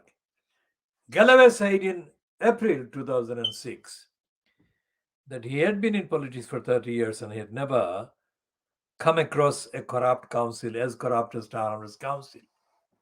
That reference to 30 years is a reference in the context of our analysis that Galloway has never consulted the public in any part of the UK about any of his politics. So this is mysterious because in the period before he became a Brexiteer and he ceased to be, he knew, he still knows, he already knows that he doesn't have another constituency he can exploit in the way he has exploited two Muslim-dominated constituencies for 10 years at least, since he was kicked out of the Labour Party by Tony Blair. So when he found that he didn't have to go to a Muslim majority or significantly Muslim populated constituency for a political career, he thought he was free, he is impune to go to a leader of the leader of the racists in Britain, Nigel Farage, and politically, personally prostrate in front of Farage for Farage to give him his blessing, the blessing from the evil, blessing from the Satan.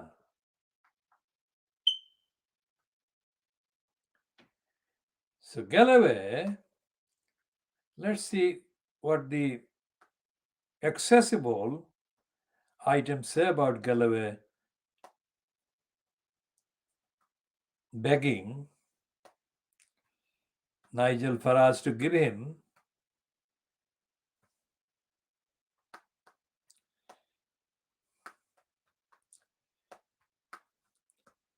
the chance to stand at Peterborough.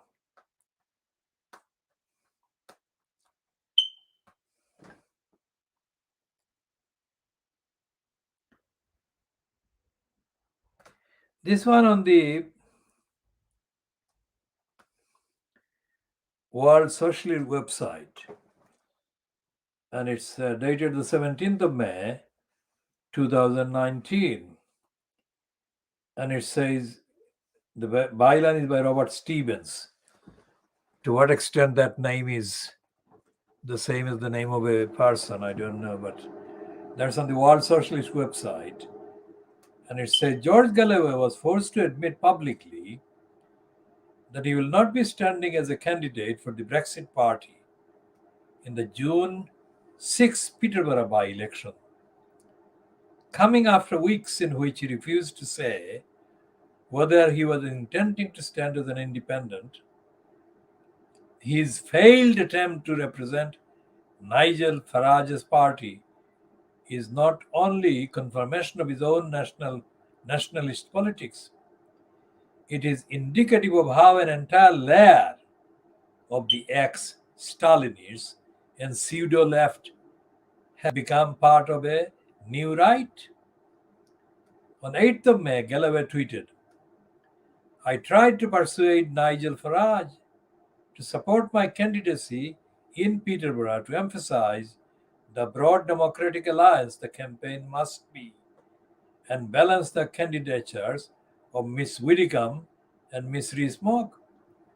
Now that the Brexit Party have named their candidate, I have withdrawn my own.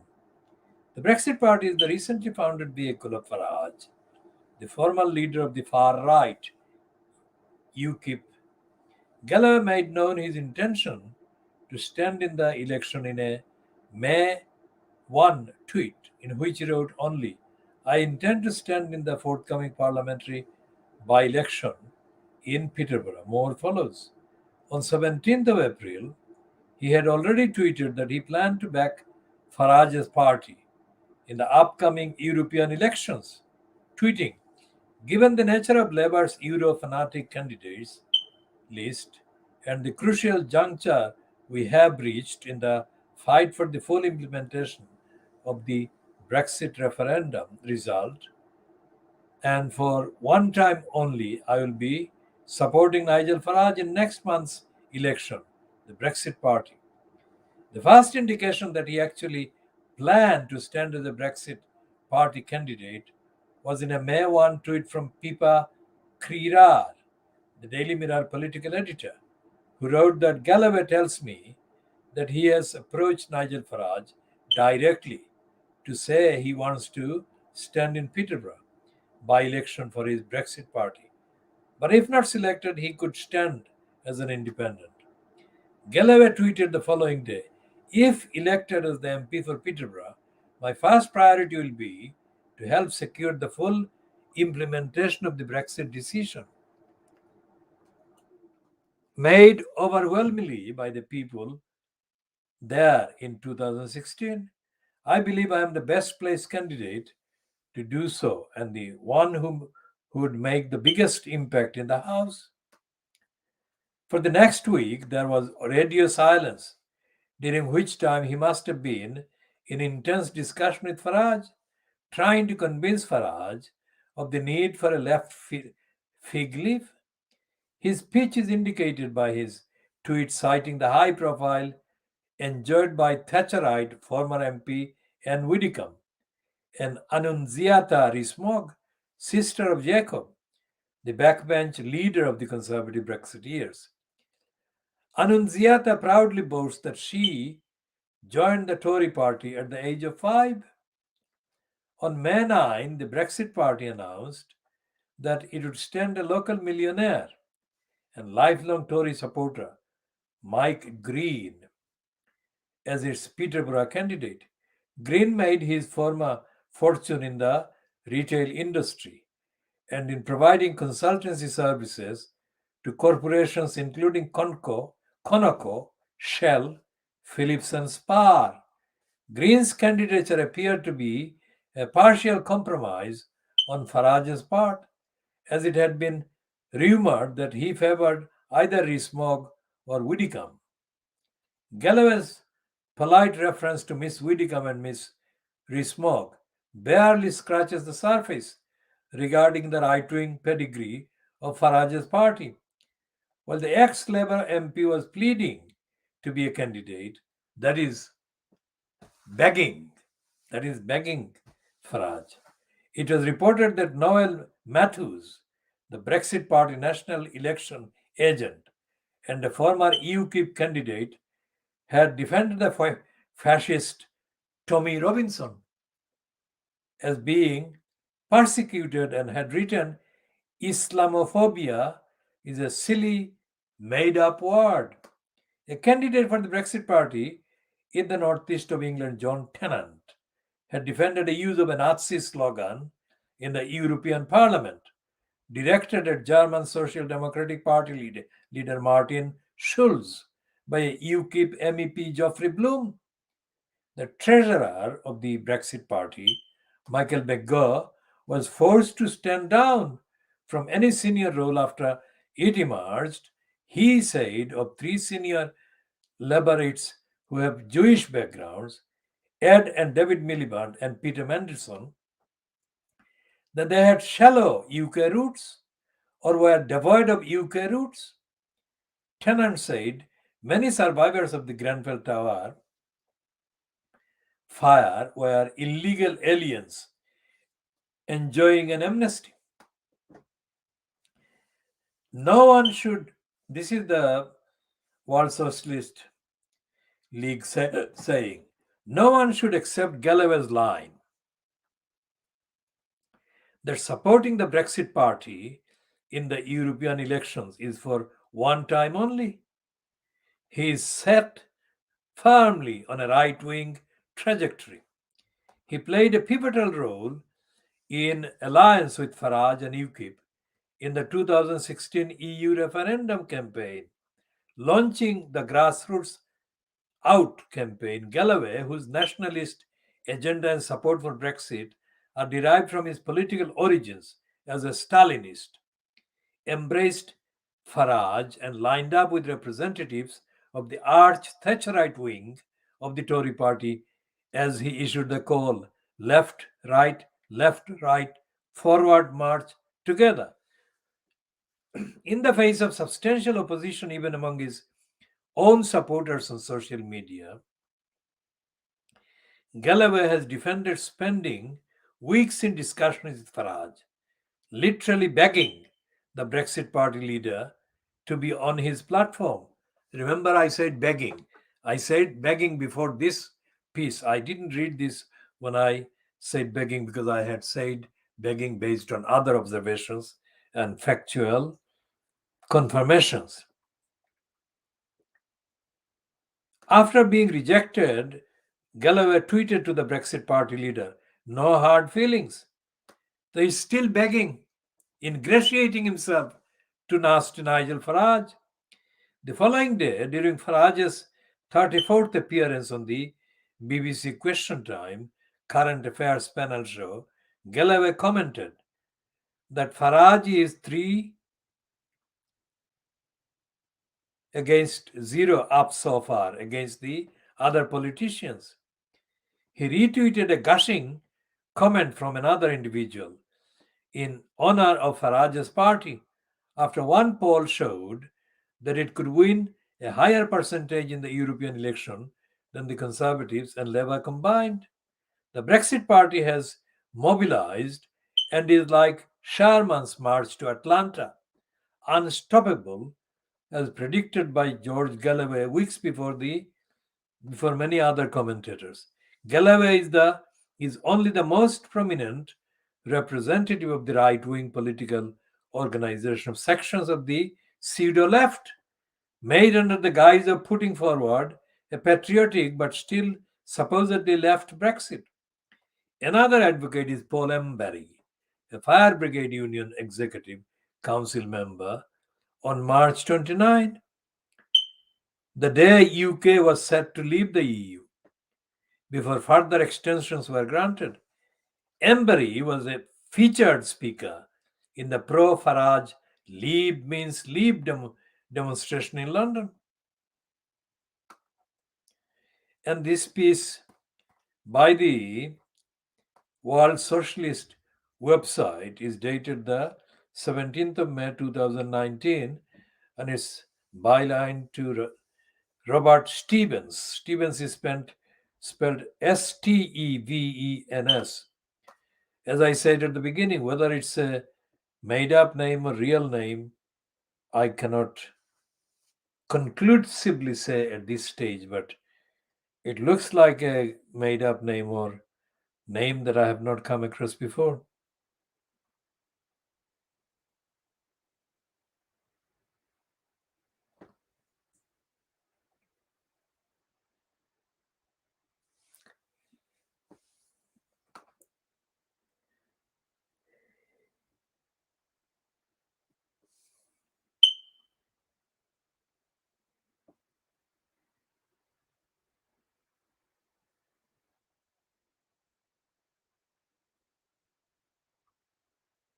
And this is George Galloway, completely exposed as very much part of the fascists and racists and anti-Muslims and supporter of Tony Robinson. Now, remember, this is the same George Galloway claiming to support Lutfur Rahman. How can that be? Because Tommy Robinson was threatening to come to Tower Hamlets and attack the multi-racial community in Tower Hamlets. And George Galloway was standing on the platform in the Whitechapel area called Water Lily Center and making contradictory statements, saying that he He had given the Bengalis the chance to have an MP in the first place. And he was also at the same time condemning Eric Pickles and supporting the corrupt regime of Luthu Rahman, despite the fact that he, Galloway, had said without any condition, without any qualification, in April 2006, that he had been in politics for 30 years, during which time he had not come across a council as corrupt as Towners Council. So, everything that I have said is factual, fact-based, and evidence-based, and is not motivated by anything other than to tell the truth about all these aspects.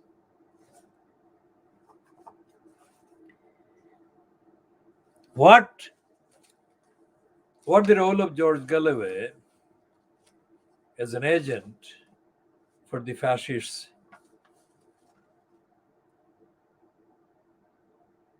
and the anti-Muslims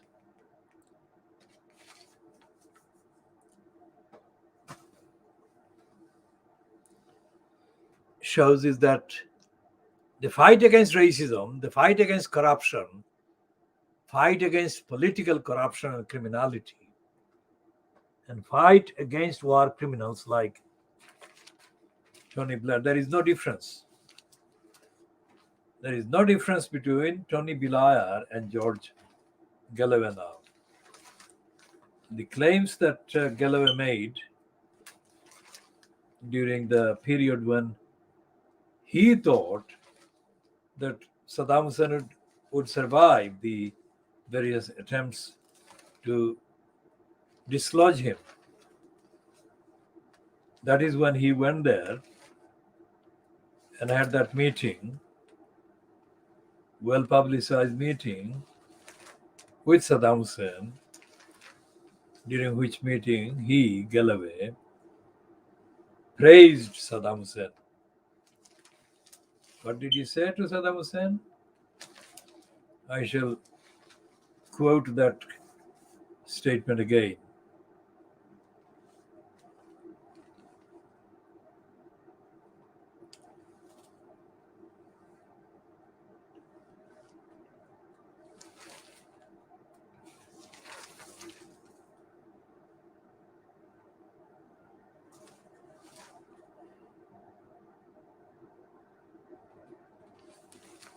And there is this piece about the Uyghurs in China.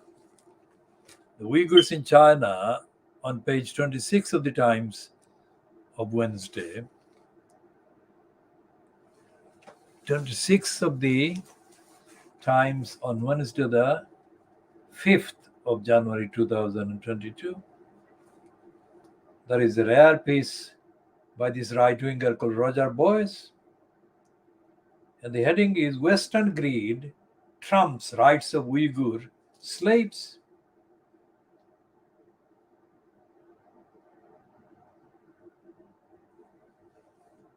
And there is another piece by Matthew Paris about Rhodesia. He's saying crumbling of colonial myths about Zimbabwe. The word incredible has been much devalued, but ought at the very least to mean hard to believe. Incredible is how we should describe the ruins that have given their name to the country of my youth. So incredible, in fact, are the massive stone walls and high conical tower of great Zimbabwe that white Rhodesia refused to believe Africans could have built it. My colonial school teachers taught me that the architects weren't the Mashona tribe who now live there, because mud huts were all the Mashona built, and we were told when we British arrived, the Mashona were not trading across Africa and the world, as archaeology suggests the people of great Zimbabwe did. So surely an Arab or Asian culture built this wonderful place, our textbook said. Not so. A century's unfolding scholarship has concluded that Great Zimbabwe must be African. Over Christmas, an excellent summary appeared in The Economist. Interactive 3D images give better views of its 36-foot high walls than I ever had visiting as a boy. The feature profiles the African professor Shadrach Chirikuri, whose research has helped to cement the truth about Great Zimbabwe's African origins. Now, we shall talk more about this, but this piece actually is a rejection of George Galloway's claim that he gave the Bengalis the chance to have an MP in the first place from Tower Hamlets. Absolutely racist idiocy and outrageous criminality. Now, why did I say that the people he was addressing were politically dead? They were brain dead because nobody objected to his stupid remark at the gathering at the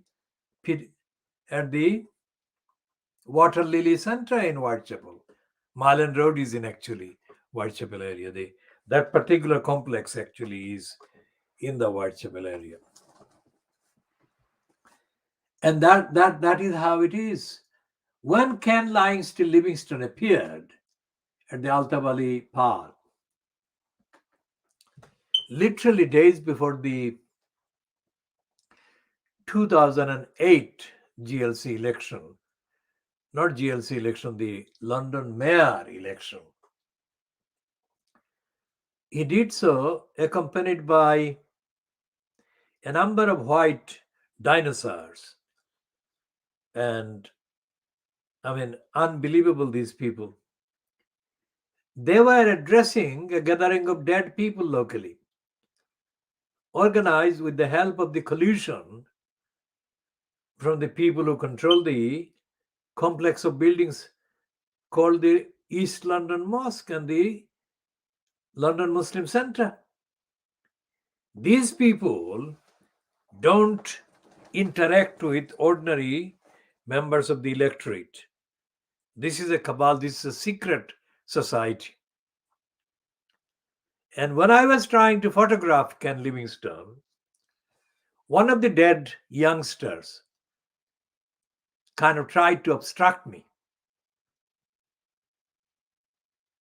Now, Andrew Gilligan introduces his program on the Dispatches program, broadcast on Channel 4 on the 1st of March 2010, by saying that millions of pounds of public money had been paid to the East London Mosque or the London Muslim Centre by the UK government as part of the Prevent program, which is a spying program. Spying by Muslims on Muslims.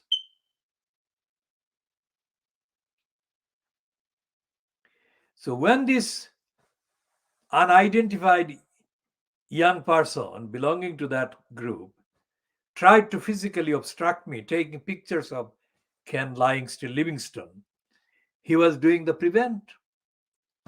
He was doing the prevent of preventing me, the most active campaigner for decades, defending the community. Is that what prevent means? Exactly. Prevent doesn't mean preventing the wrong ones. Prevent means preventing the right ones.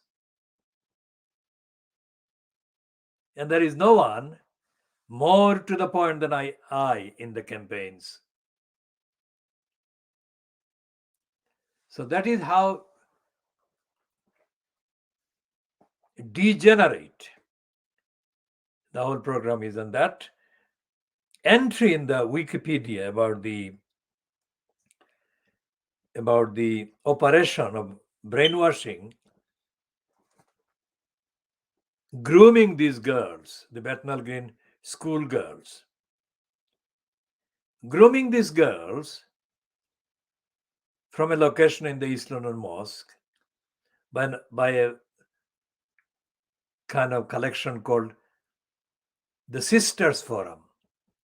That proves the point which Andrew Gilligan made in the 1st of March 2010 about the East London Mosque and the London Muslim Centre being funded by UK government by that time already to the tunes of millions of pounds as part of the PREVENT program.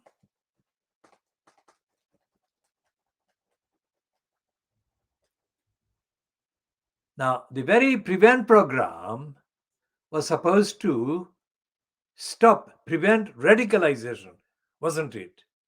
And here was Sharmina Begum,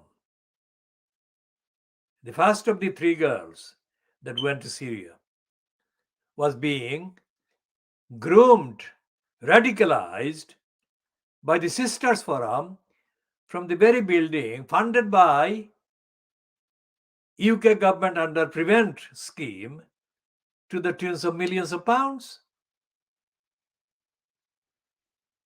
Think about that. So where is the prosecution? Where is the actual audit of any of that?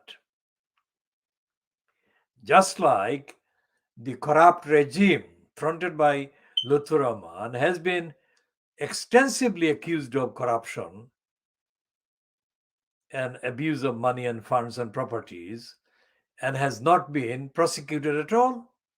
So is the East London Mosque, London Muslim Centre complex, funded to the tune of millions of pounds by UK government under the, quote, PREVENT program, being reported by Wikipedia entry as having been the location for the grooming of at least one of these girls, Sharmina Begum, who was the first one to go to Syria.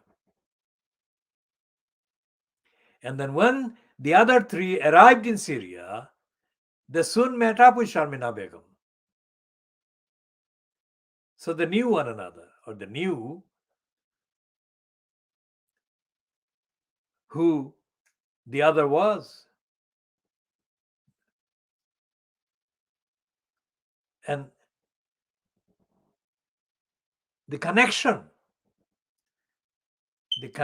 with Lutfur Rahman and the PREVENT program and the Harmless Council safeguarding children duties is very, very clear. If the East London Mosque was already being funded to the tunes of millions of pounds by UK government to spy on and prevent radicalization, then that PREVENT program must be connected with the local Harmless Council, which is a local state. So as the executive mayor in post, Lutfur Rahman would have direct dealings with that PREVENT program funded East London and London Muslim Centre complex and their operations of PREVENT. In addition to that, as Andrew Gilligan said, Lutfur Rahman was already the nominated person by the Islamic Forum Europe operating from that same complex. Andrew Gilligan was 4 years ahead of Sharmina Begum being, quote, groomed to go to Syria in December 2014. And Andrew Gilligan broadcast his program on the 1st of March 2010, 4 years before December 2014.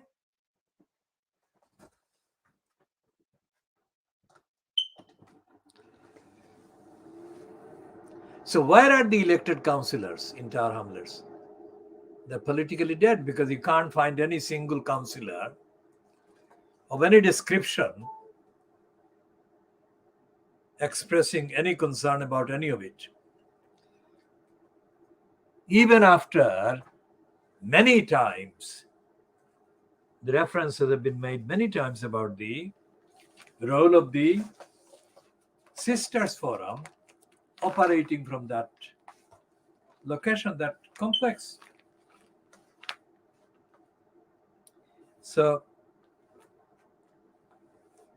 Western greed trumps rights of Uyghur slaves.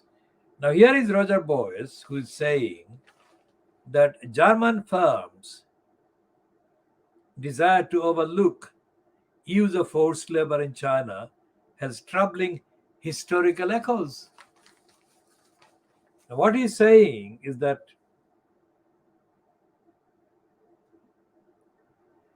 the German company like the Siemens, now here let's start with this piece about German firms desire to overlook the use of forced labor, the Uyghur slaves, the Uyghur Muslims who are being enslaved by the Chinese. It wasn't so long ago the German businesses fought tooth and claw to resist paying compensation to the surviving laborers who had toiled for them in the Nazi era. Some of the biggest German brands, banks, car makers, chemicals, giants, electronics firms had made ample use not only of forced laborers from occupied Eastern Europe, but also of Jewish slaves loaned to them from nearby concentration camps by the SS. Siemens was one of the beneficiaries and admits to having used at least 80,000 forced workers, which it says was seen as the only way to compensate for labor shortages in the Hitler years. Its website does not go into much detail about this historical stain, but does concede the company's top management and employees deeply regret the use of coerced workers, who included Jews, Sinti, and Roma. Siemens employees spent a week of penance in the former concentration camp of Ravensbrück, from where female inmates were taken to work at the company's factory to make electrical kit for the Nazis. Yet the company's chief executive, Roland Busch, is fiercely against European Union plans to impose an import ban on products made from Chinese forced labor. This is despite his company's mission statement, which says,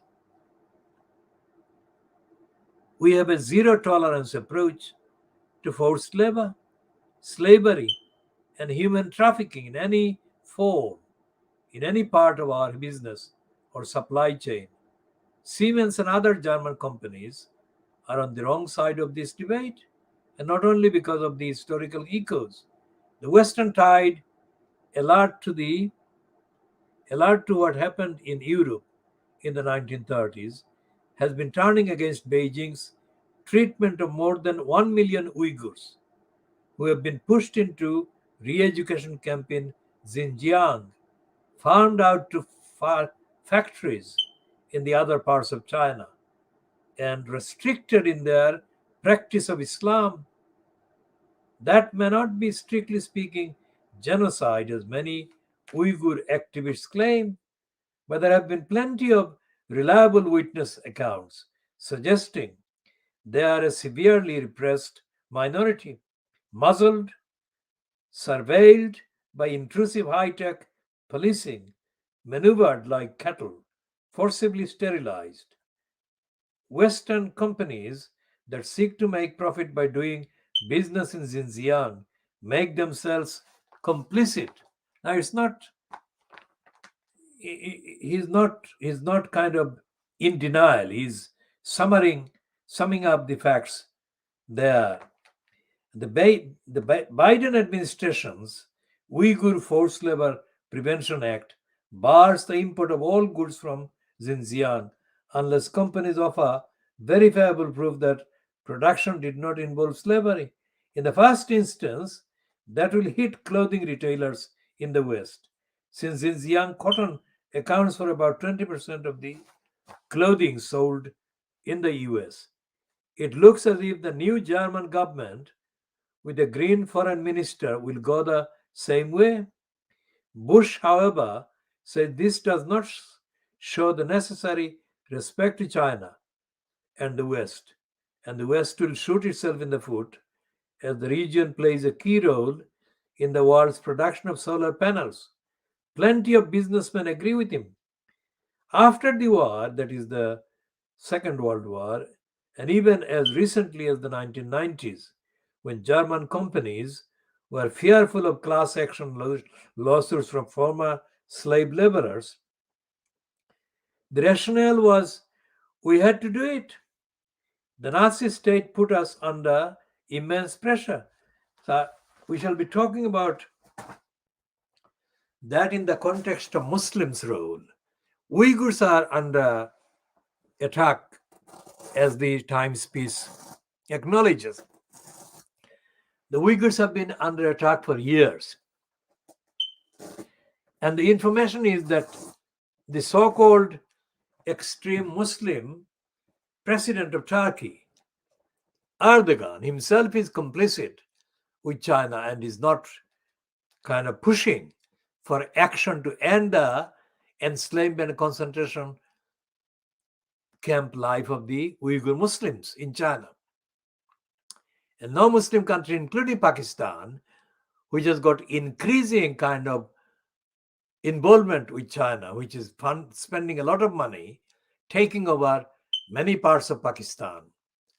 The Pakistan is not openly talking about Uyghur Muslims, and nor is, well, most certainly not Bangladesh, because in terms of Islamic solidarity, Bangladesh is not expected to be internationally playing any part in defending victims of torture and victims of concentration, like the Uyghurs are suffering.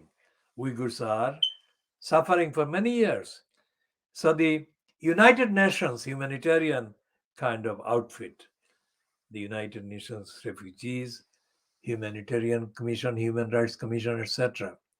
They're the ones that people like the Uyghurs look for support from, but they're not supporting them.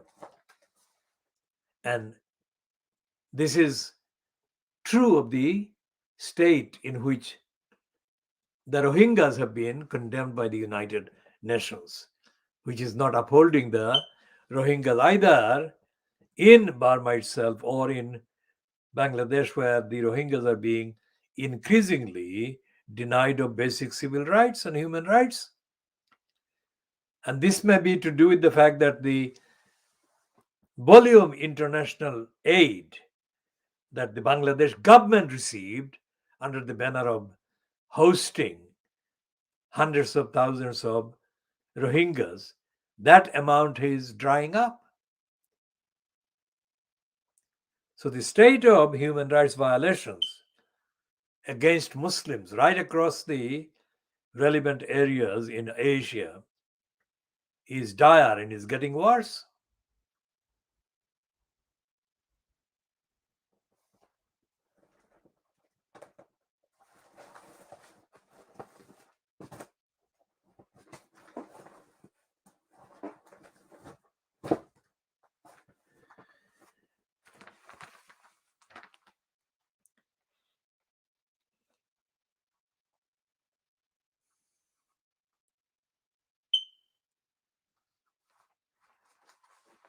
And after after the socialite Ghislaine Maxwell abused so many women and trafficked the young girls to the men, here is another high society socialite, if you like, woman, Elizabeth Holmes. And the daily buying Boris Johnson graph piece on the front page, the trailer is headed Out for Blood. How Elizabeth Holmes bamboozled the world's most powerful man. How did she do it? She must have got each one of her targeted men in one by one in a very craftily kind of organized, secluded place and bled the absolute blood out of them. Out for blood is the word, yeah? Phrase. Out for blood. So this is page 19 of the daily buying Boris Johnson graph. And Elizabeth Holmes is shown as out for blood, how Elizabeth Holmes fooled the world's wealthiest man. How did she do that? As I said, she must have selected her targets one by one and put each one of them, one at a time, in such a tight position, in the closest possible proximity to her, that they bled. And once she finished with the first one, she proceeded to do the same to the next one. And it says tycoons, politicians, and even Henry Kissinger were duped by the Silicon Valley billionaire, writes Harry Quettville. And let's see a taste of the first paragraph or two. At first glance, the astonishing rise and fall of Elizabeth Holmes, the Silicon Valley entrepreneur turned fraudster now facing decades in jail, seems merely a tale of the technological hubris. Yet the story of how one young woman bamboozled and bewitched America's great and good as she propelled the empty promise of her blood testing company from nothing to a valuation of $9 billion is so much more. It's an age-old parable of human folly, of lust and greed, pride and power.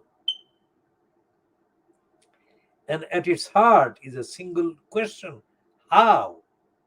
How did Holmes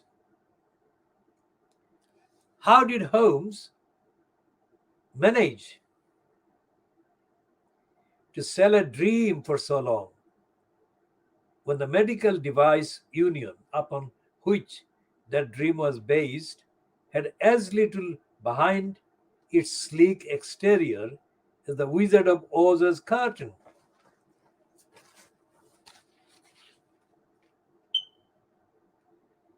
One by one, as I said, one by one, she took one and then exhausted them, or exhausted the man of blood, and then moved carefully with a smile for the next victim and bled them dry.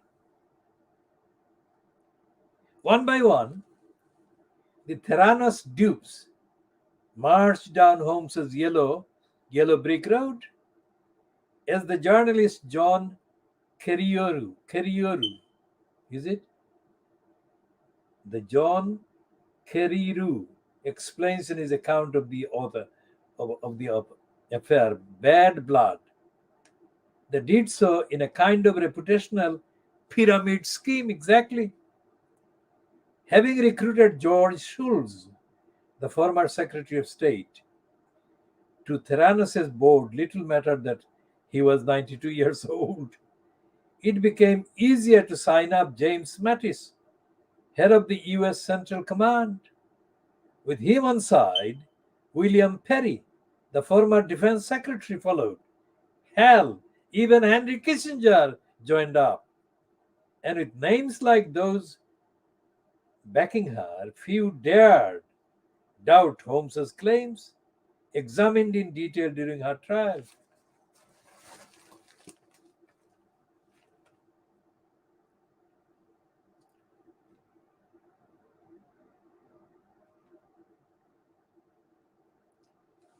The Theranos devices were being used in the field by US soldiers.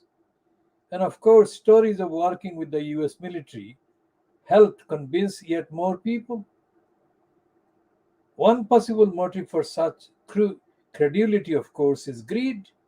Holmes promised nothing less than a revolution in global healthcare, worth trillions of dollars each year,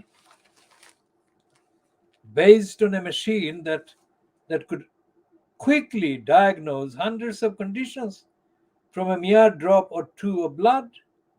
And even as she was selling Theranos to potential investors, board members, retailers, and employees, the world was watching Facebook's vaulting valuation. Sometimes it doubled every few months. Hurry, hurry. No one wanted to miss out on the next big thing. But money is an incomplete explanation. For if Edison, as Theranos named its device, was the modern philosopher's stone capable of turning base metal to gold, it needed a captivating alchemist to sell it. And even in an industry jam packed with entrepreneurs who promise the earth, Holmes was an almost supernaturally beguiling figure. Steve Bird, boss of Safeway, the US supermarket chain for 2 decades until his retirement in 2013, described how he sank $367 million into preparing his shops to offer the Theranos diagnostic miracle.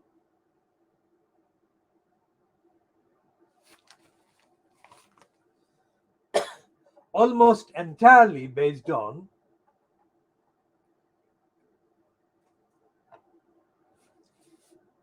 Holmes's personality.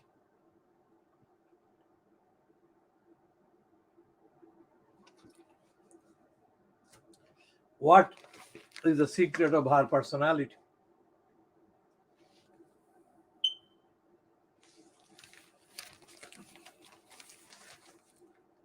She became the most successful presenter of our body.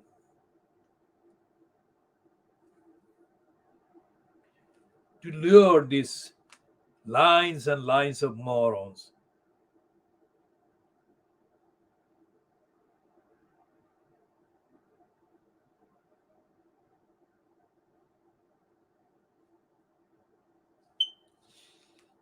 And she, Holmes, tried to shift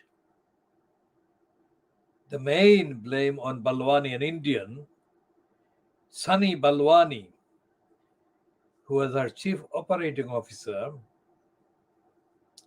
who supervised the details. She told the court,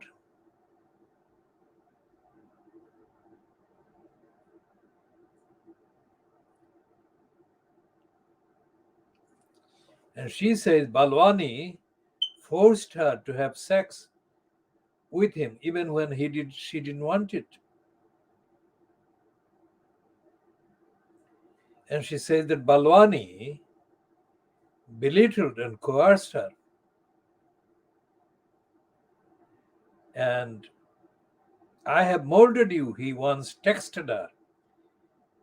As a much older man, they met when she was 18 and he 37. She seemed to find security in his company. It's beginning to ring very much like Ghislaine Maxwell. Holmes described during the trial how, before they met, she had been raped as a university student. Balwani said, I was safe now that I had met him, she said. Court reporters described jurors sitting agog as Holmes positioned herself as an abuse survivor. The problem was the victimhood ran counter to consistent testimony from witnesses that she was herself highly controlling across all details and vicious in defense of her project. A bully whose behavior once brought a former CIA agent to tears. For the second time in a week, after the Ghislaine Maxwell trial, a US court has failed to excuse a woman seeking to pin her crimes on another. Even so, in a world in which technology companies such as 3 trillion Apple continue to deliver astonishing riches, or like Tesla, prove it is possible to defy all the odds and change the world, it is almost possible to understand Holmes's motives. Yet Kariru, among those who knows her story best, is not in forgiving mood. There is this culture of faking it until you make it in Silicon Valley, he said in September. And I'll be the first to grant you that a little bit of that is necessary, but I think there is a line not to cross. And I think Elizabeth Holmes and Theranos crossed that line when the hyping and the exaggerating turned into outright lying for years and years. And it was lying to the point that she went live with blood tests that she knew were flawed. Ultimately, he says, Holmes knew she was conducting a giant experiment on patients. Such are the potential rewards in Silicon Valley, however, that the next great fake it till you make it, tech experiment is doubtless underway right now. Whether it will end in fraud or fanfare, even the entrepreneur behind it might not be able to say.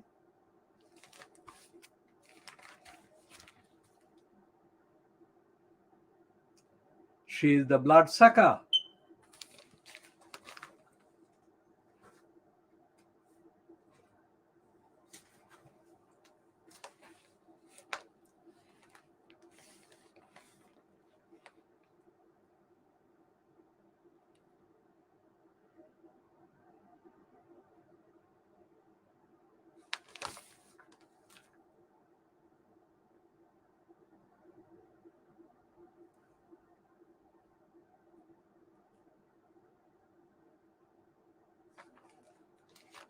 And there is this piece in the Daily Buying Boris Johnson graph.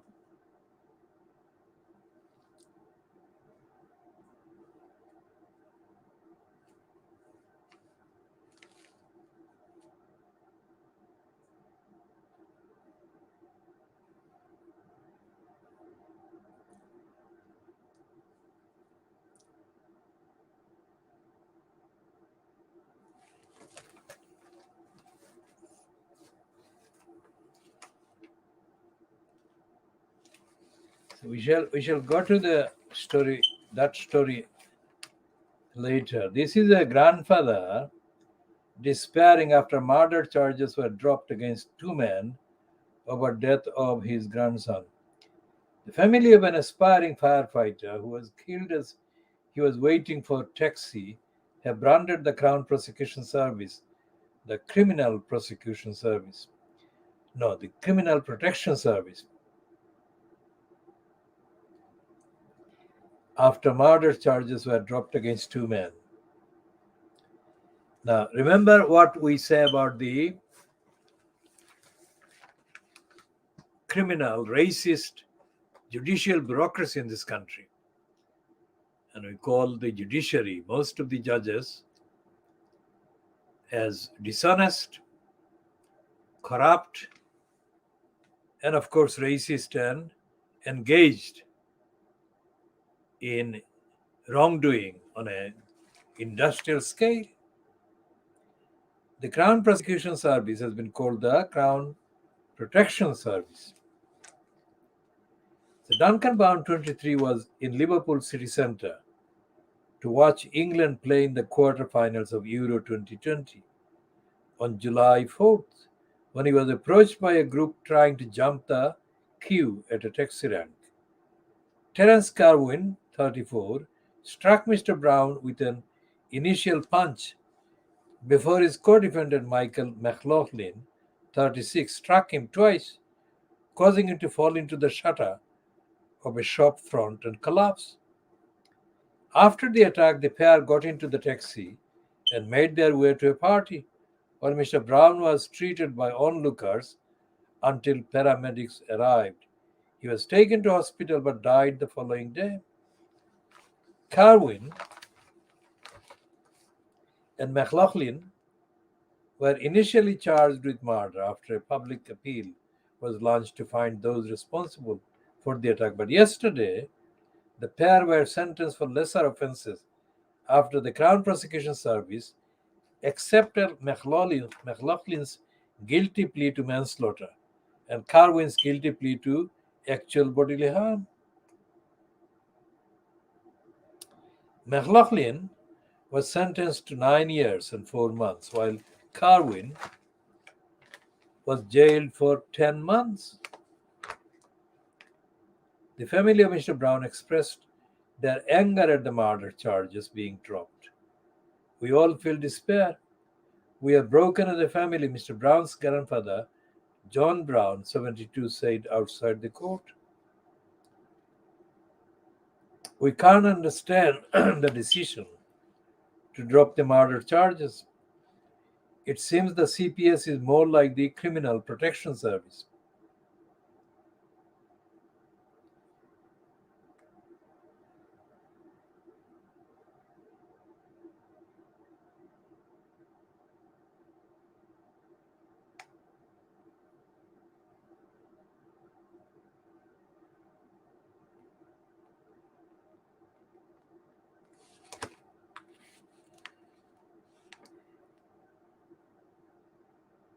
McLaughlin had 16 previous convictions for 31 offences and had been on license at the time of the attack after being imprisoned for conspiracy to steal in 2019. Carwin had 20 previous convictions for 44 offences.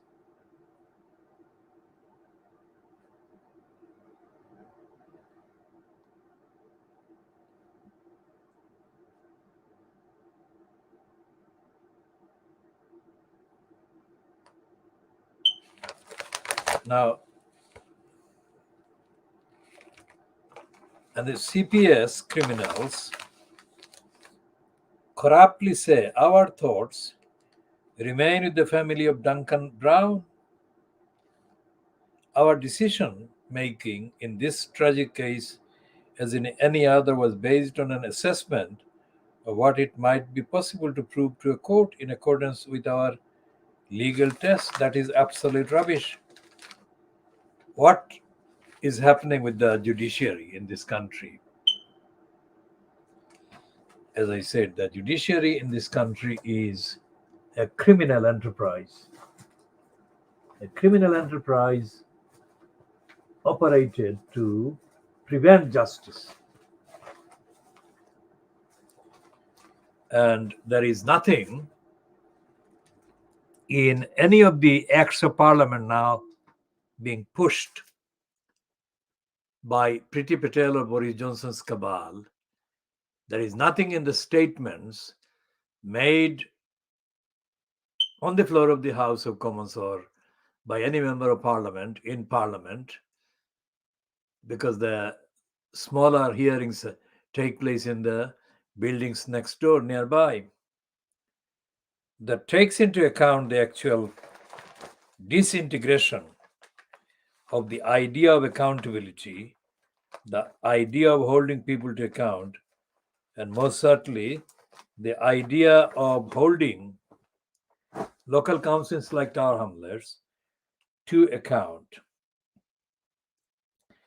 Because as we go back to the case of the four Bethnal Green schoolgirls. The four Bethnal Green schoolgirls were owed safeguarding children duty throughout the period of their grooming. The grooming that was going on by the Sisters Forum from the base in the East London Mosque. And neither the Town Owners Council nor the funders, anyone in the Home Office or whatever, it appears, was in the slightest bit interested in examining the behavior of the people that were supposed to be under the funding of the Prevent program. What were they doing? And as I said before, the elected councillors are dead politically. They have been dead for 7, 8, 9, 10 years, through which period various parts of the grooming must have been ongoing.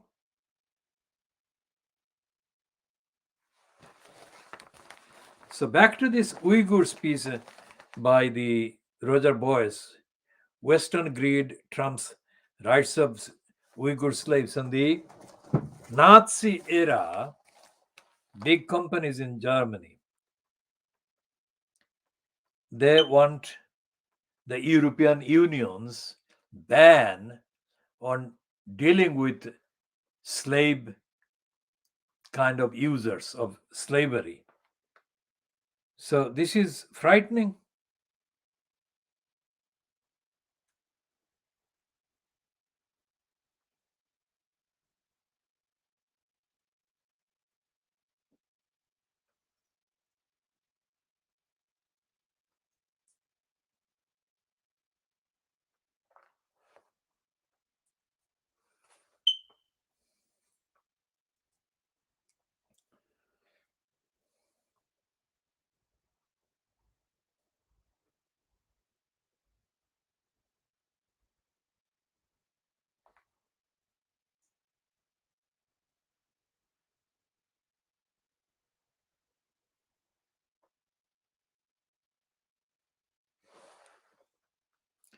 So the Uyghurs are being exploited and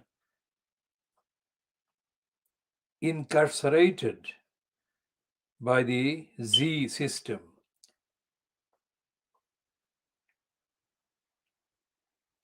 Z does listen to the likes of Bush, who is head of Germany's influential Asia Pacific Committee of German Business.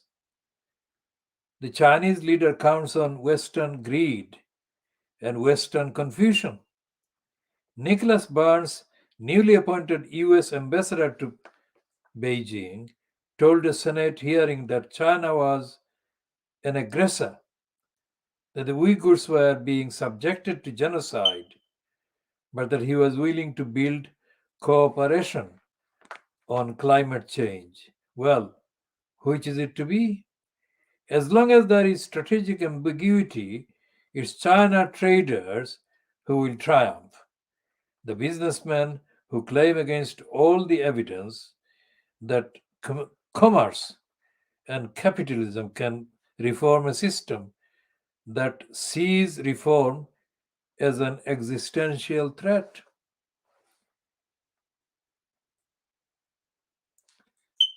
So Biden is okay with doing business with the genocidist regime in China. And Nicholas Burns, who admits that China is doing genocide against the Uyghurs, he was willing to build cooperation on climate change. So she'll come to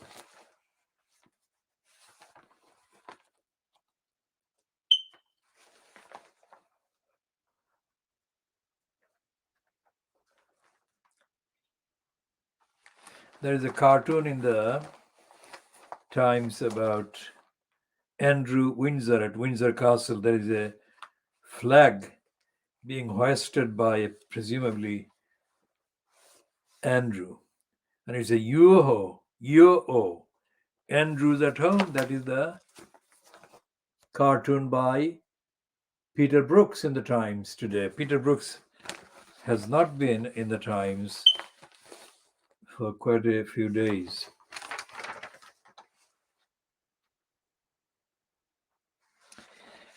The Times,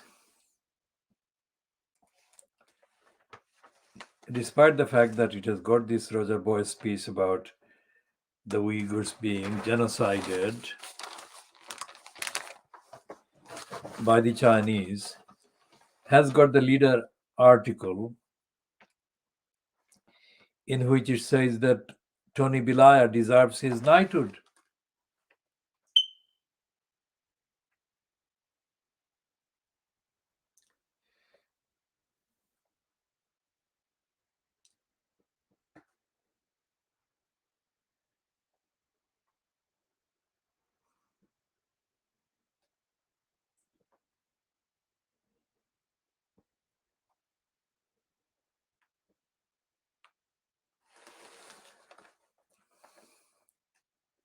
And the Times does not think that genociding the Afghans and the Iraqis was anything to worry about. The Times says, the Queen has rightly acknowledged the country's debt to Tony Blair.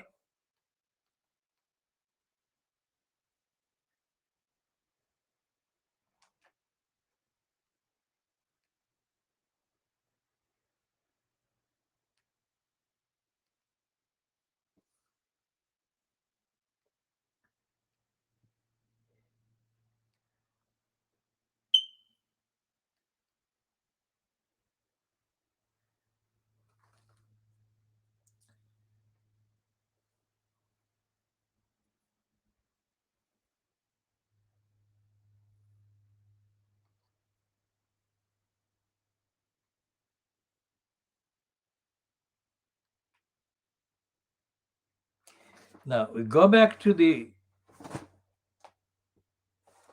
period in the first kind of part of this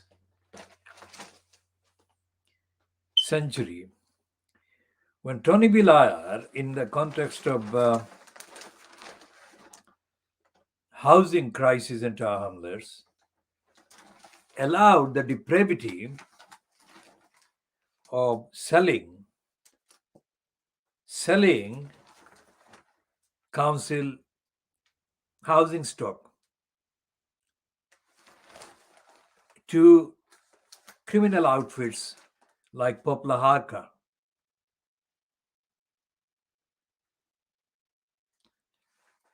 And that has been worth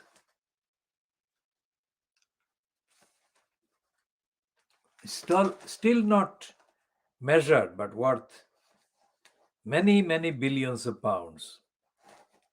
The council housing stock, the council owned housing stock that has been given away to criminal gangs like the Poplar Haque and the Tower Hamlets community housing.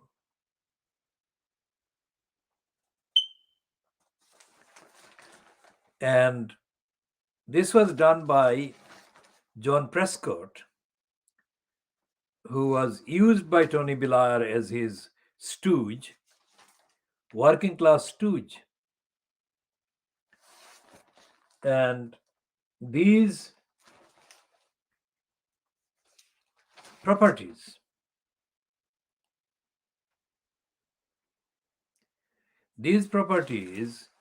belong to the council and should have been allowed to remain in council ownership, because the Tower Hamlets Council housing waiting list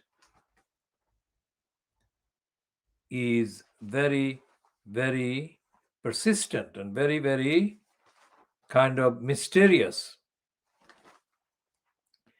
And the part of the mystery why there is a council housing waiting list permanently containing more than 20,000 kind of people on the housing waiting list. It's a mystery because of what happened with the Poplar Haque. Because Tony B. Liar forced the council through John Prescott to get rid of the council's housing stock. Think about this. Council housing is accurately associated with the socialized provision of housing, public housing. It's something that is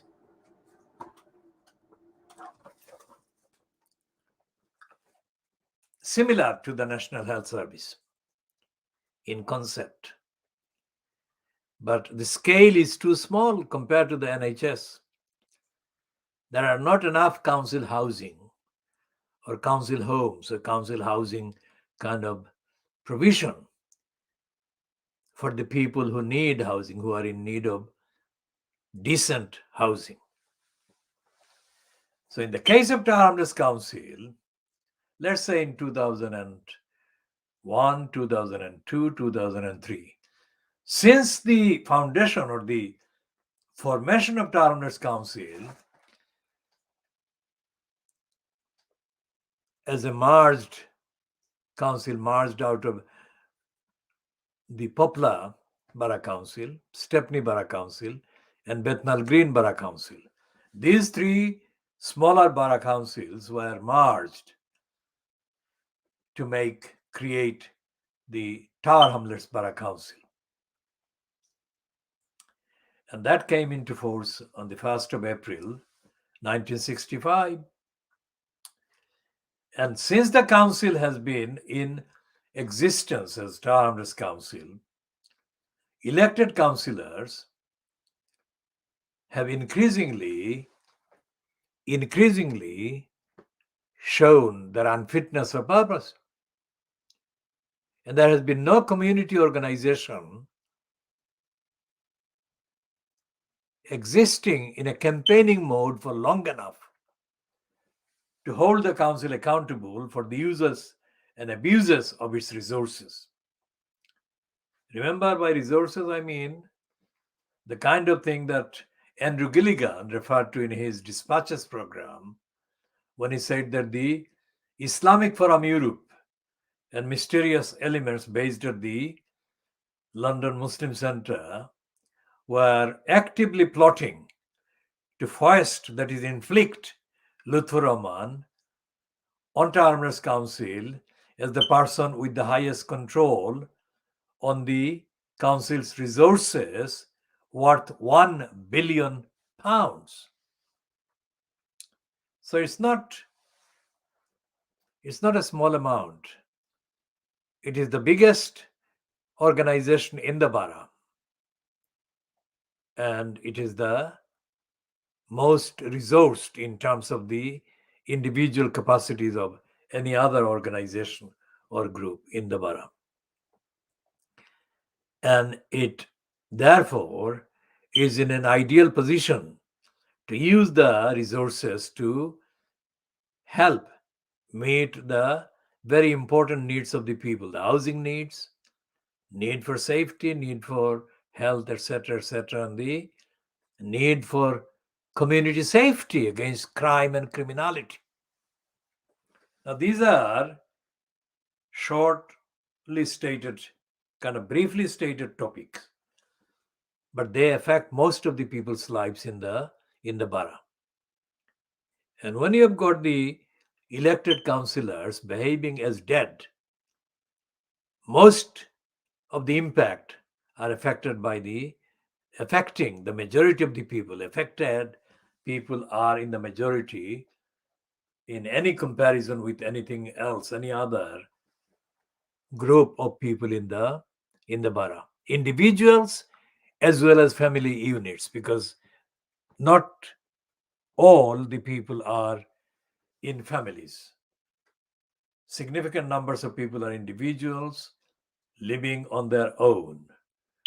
So they and the people living as families or trying to live as families are affected by the behavior and the conduct of the council.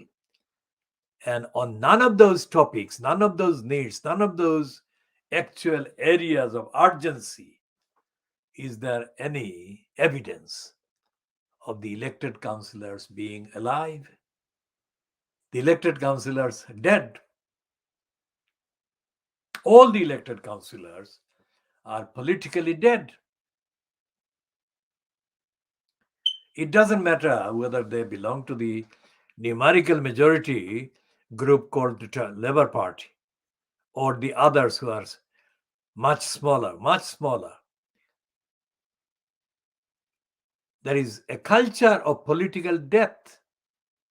The political death of the elected councillors in Tower Hamlets Council.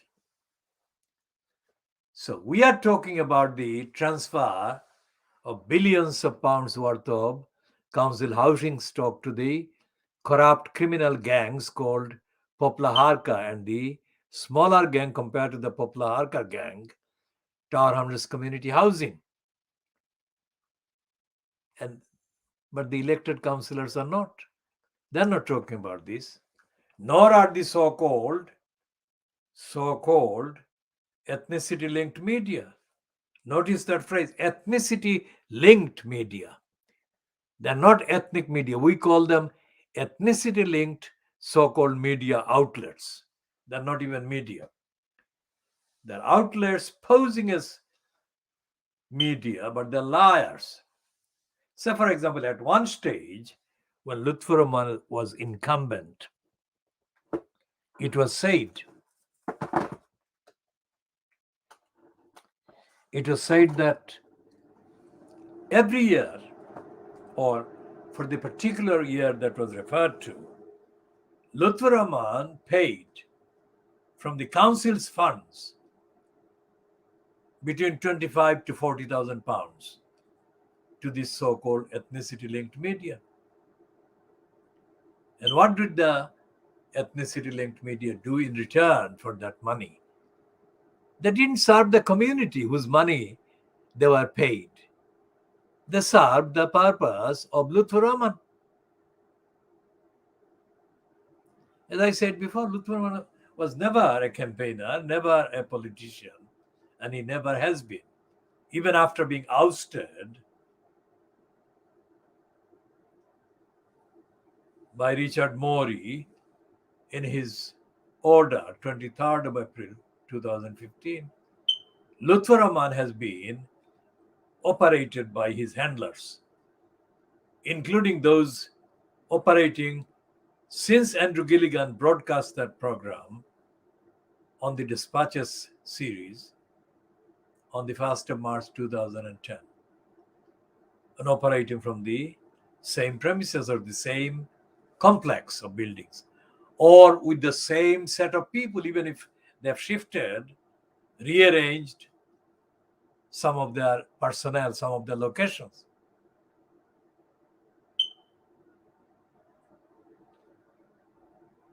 And the level of the communities receiving any accountable service from Tower Hamlets Council has remained unaltered.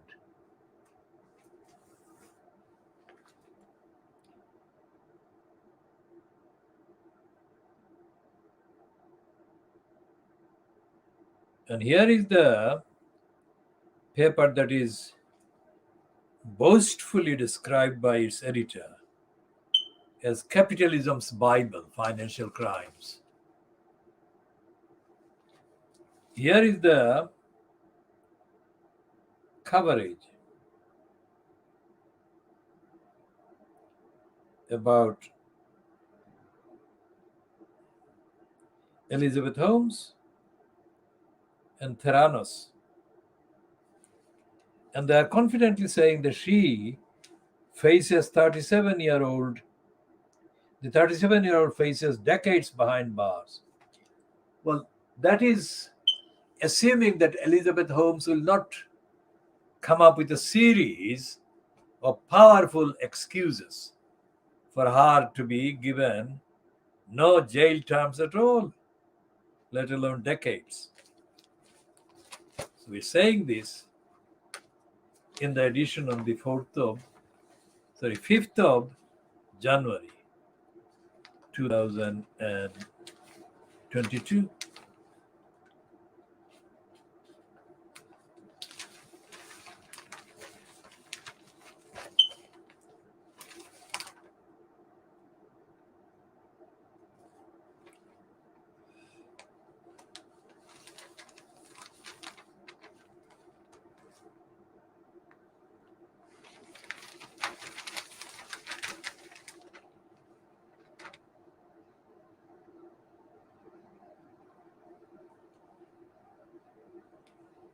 And here is the criminal, stupid boy called Sebastian Payne, idiotically, offensively stating in his notebook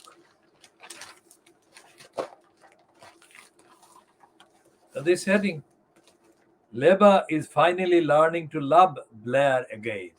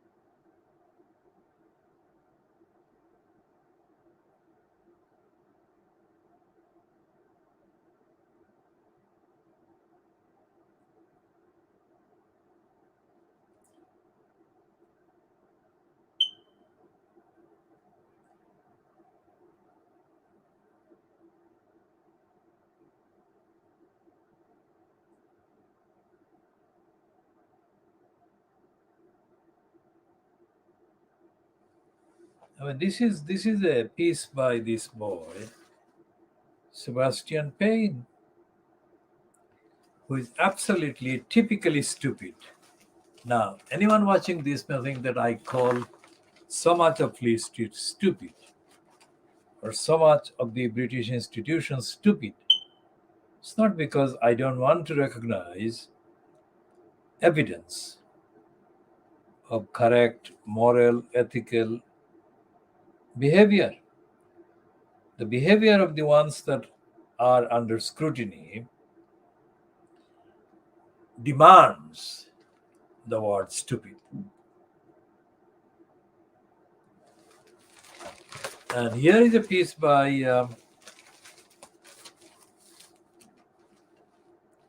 another writer in the Financial Times. This one is called Brooke Masters.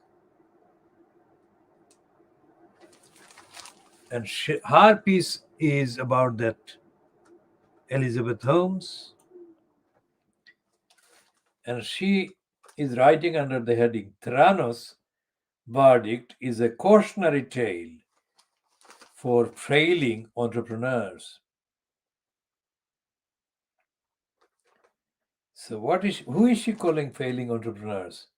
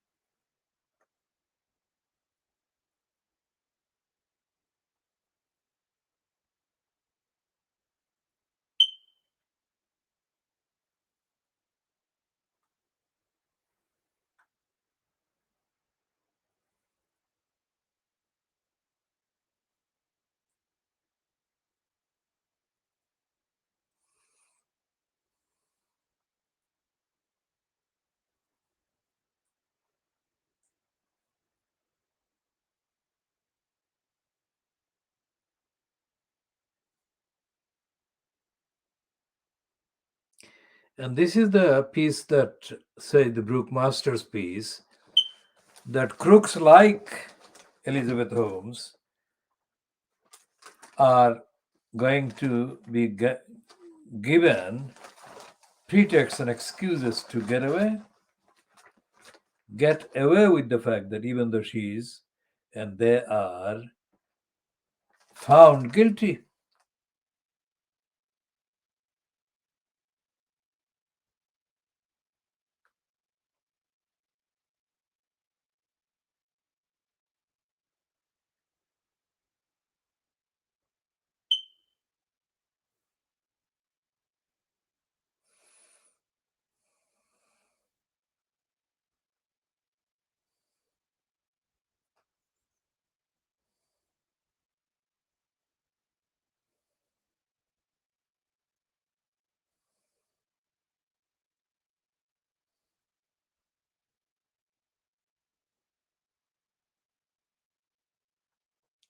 So this Janan Ganesh is predicting that civil disorder could be America's future. And there is another piece called We Must Plan for a Permanent Pandemic. What these items are saying, including that Brooke Masters piece, is that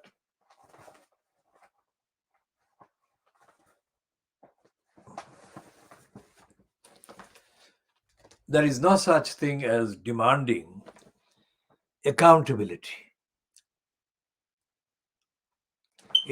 All the items, including the Sebastian Payne idiotic piece about the level learning to love be liar again, these are loose pieces. Janan Ganesh piece in the Financial Times is loose, as is Brooke Masters, because there is this absolute uniformity of stupidity in that they don't, none of the paper says that the state is answerable and is not being held to account, that the judiciary is answerable, must be held to account, and it must be held to account on ending its own built-in operating corruption, criminality, racism, discrimination. And this applies right across the board. Parliament is not answerable. Government is not answerable. And the media is not even compatible with demanding answers to the truthful questions for the truth to be delivered, truthfully delivered, locally, centrally, regionally, at all. And the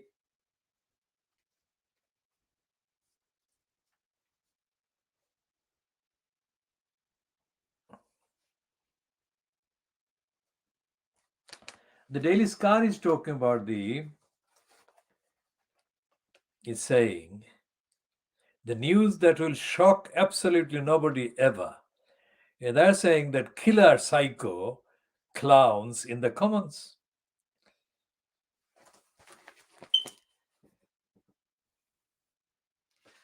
And what is this racist woman saying?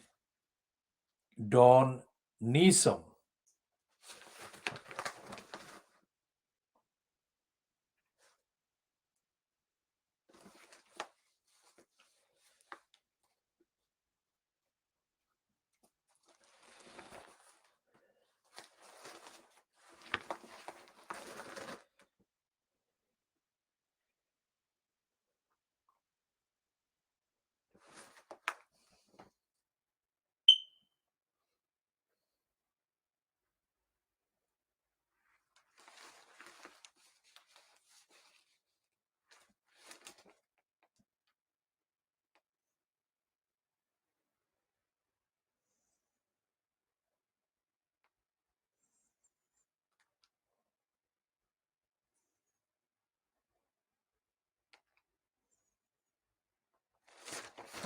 So, what is Don Neeson saying about Tony Blair?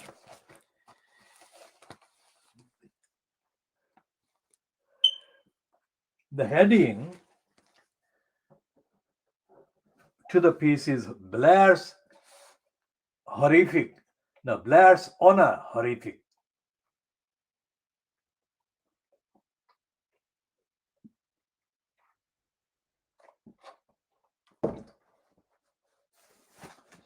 And it reads,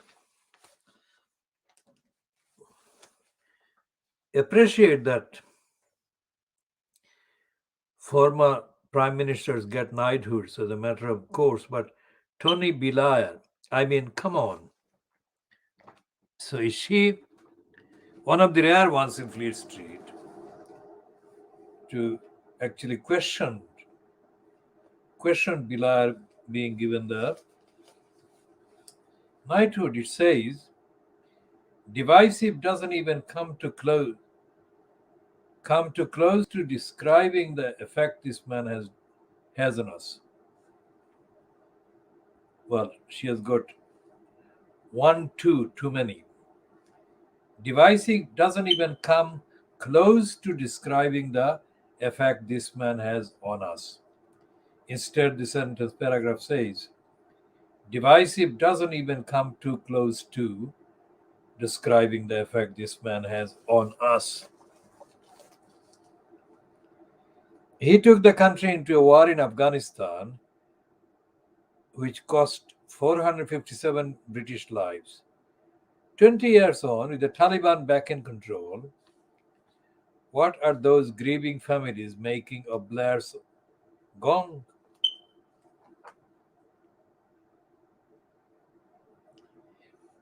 Even worse, the illegal war in Iraq, which saw 179 military personnel lose their lives as well as 200,000 civilians.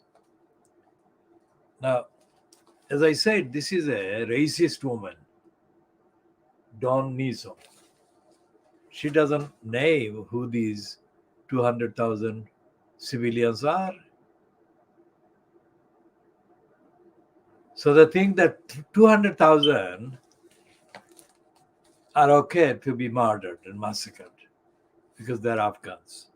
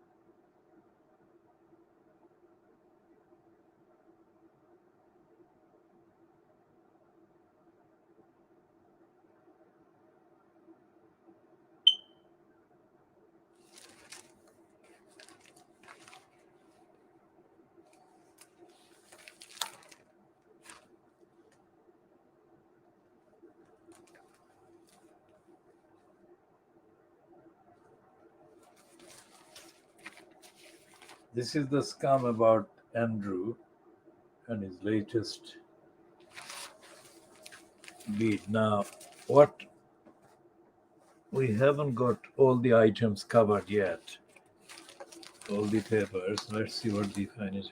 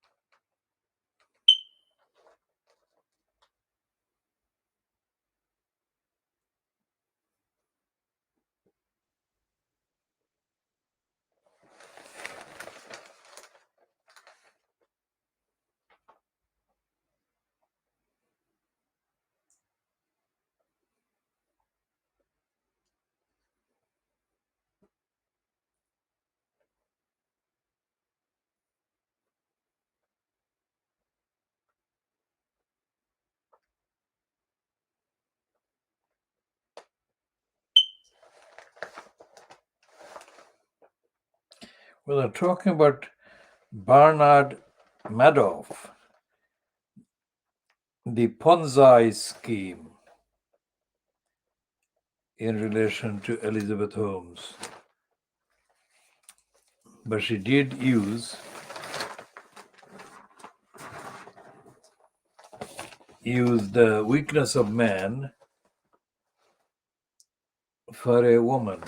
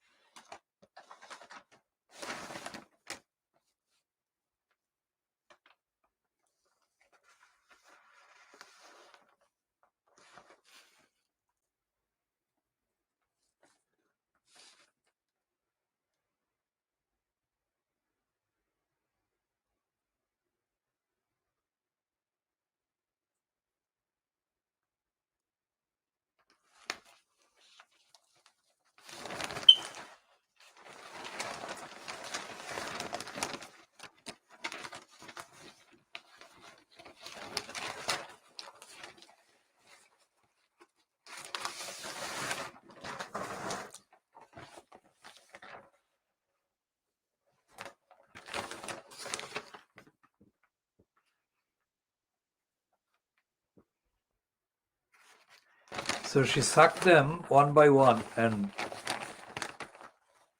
drew their blood.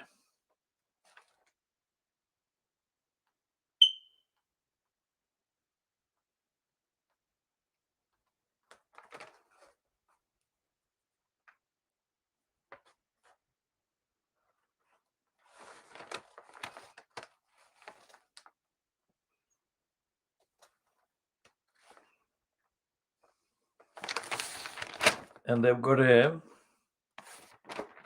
timeline for Elizabeth Holmes's fraud. They start in 2003 and they finish in January 2022 with Holmes found guilty of conspiring to defraud investors. Now, this is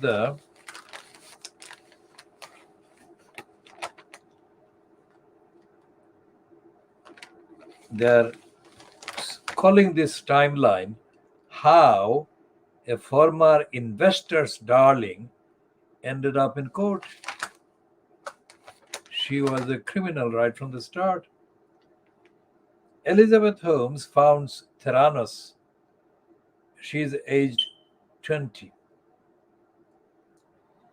After dropping out of Stanford University. 2004, Theranos raises funding from investors including Tim Draper's DFJ. 2013, Walgreens begins offering Theranos tests in Palo Alto, California. 2014, Fortune profiles Holmes and Theranos, revealing the company has been valued by investors at $9 billion. $9 billion, Fortune says. How did she achieve that? September 2015, Theranos halts its trademark finger prick blood collection method following FDA scrutiny. October 2015, Wall Street Journal publishes an investigation raising doubts about the accuracy of Theranos tests. January 2016, the Centers for Medicare and Medicaid Services tells Theranos its laboratories pose risks to patients. June 2016, Walgreens ends its partnership with Theranos. March 2017, Theranos settles a lawsuit with Partner Fund Management, which had invested almost $100 million. March 2018, the SEC, that is the America's Securities and Exchange Commission, brings fraud charges against Theranos, Holmes, and former President Ramesh Balwani. Holmes and Theranos settled the charges. Now, why is Balwani being given another first name here? Because he has been called something else as first name, Balwani. June 2018, the Department of Justice indicts Balwani and Holmes on charges of defrauding investors and patients. September 2018, Theranos is liquidated. January 2022, Holmes found guilty of conspiring to defraud investors. Now, that is, the Balwani trial is yet to take place, or maybe undergoing, but has not been concluded yet. So $9 billion. How did she do it?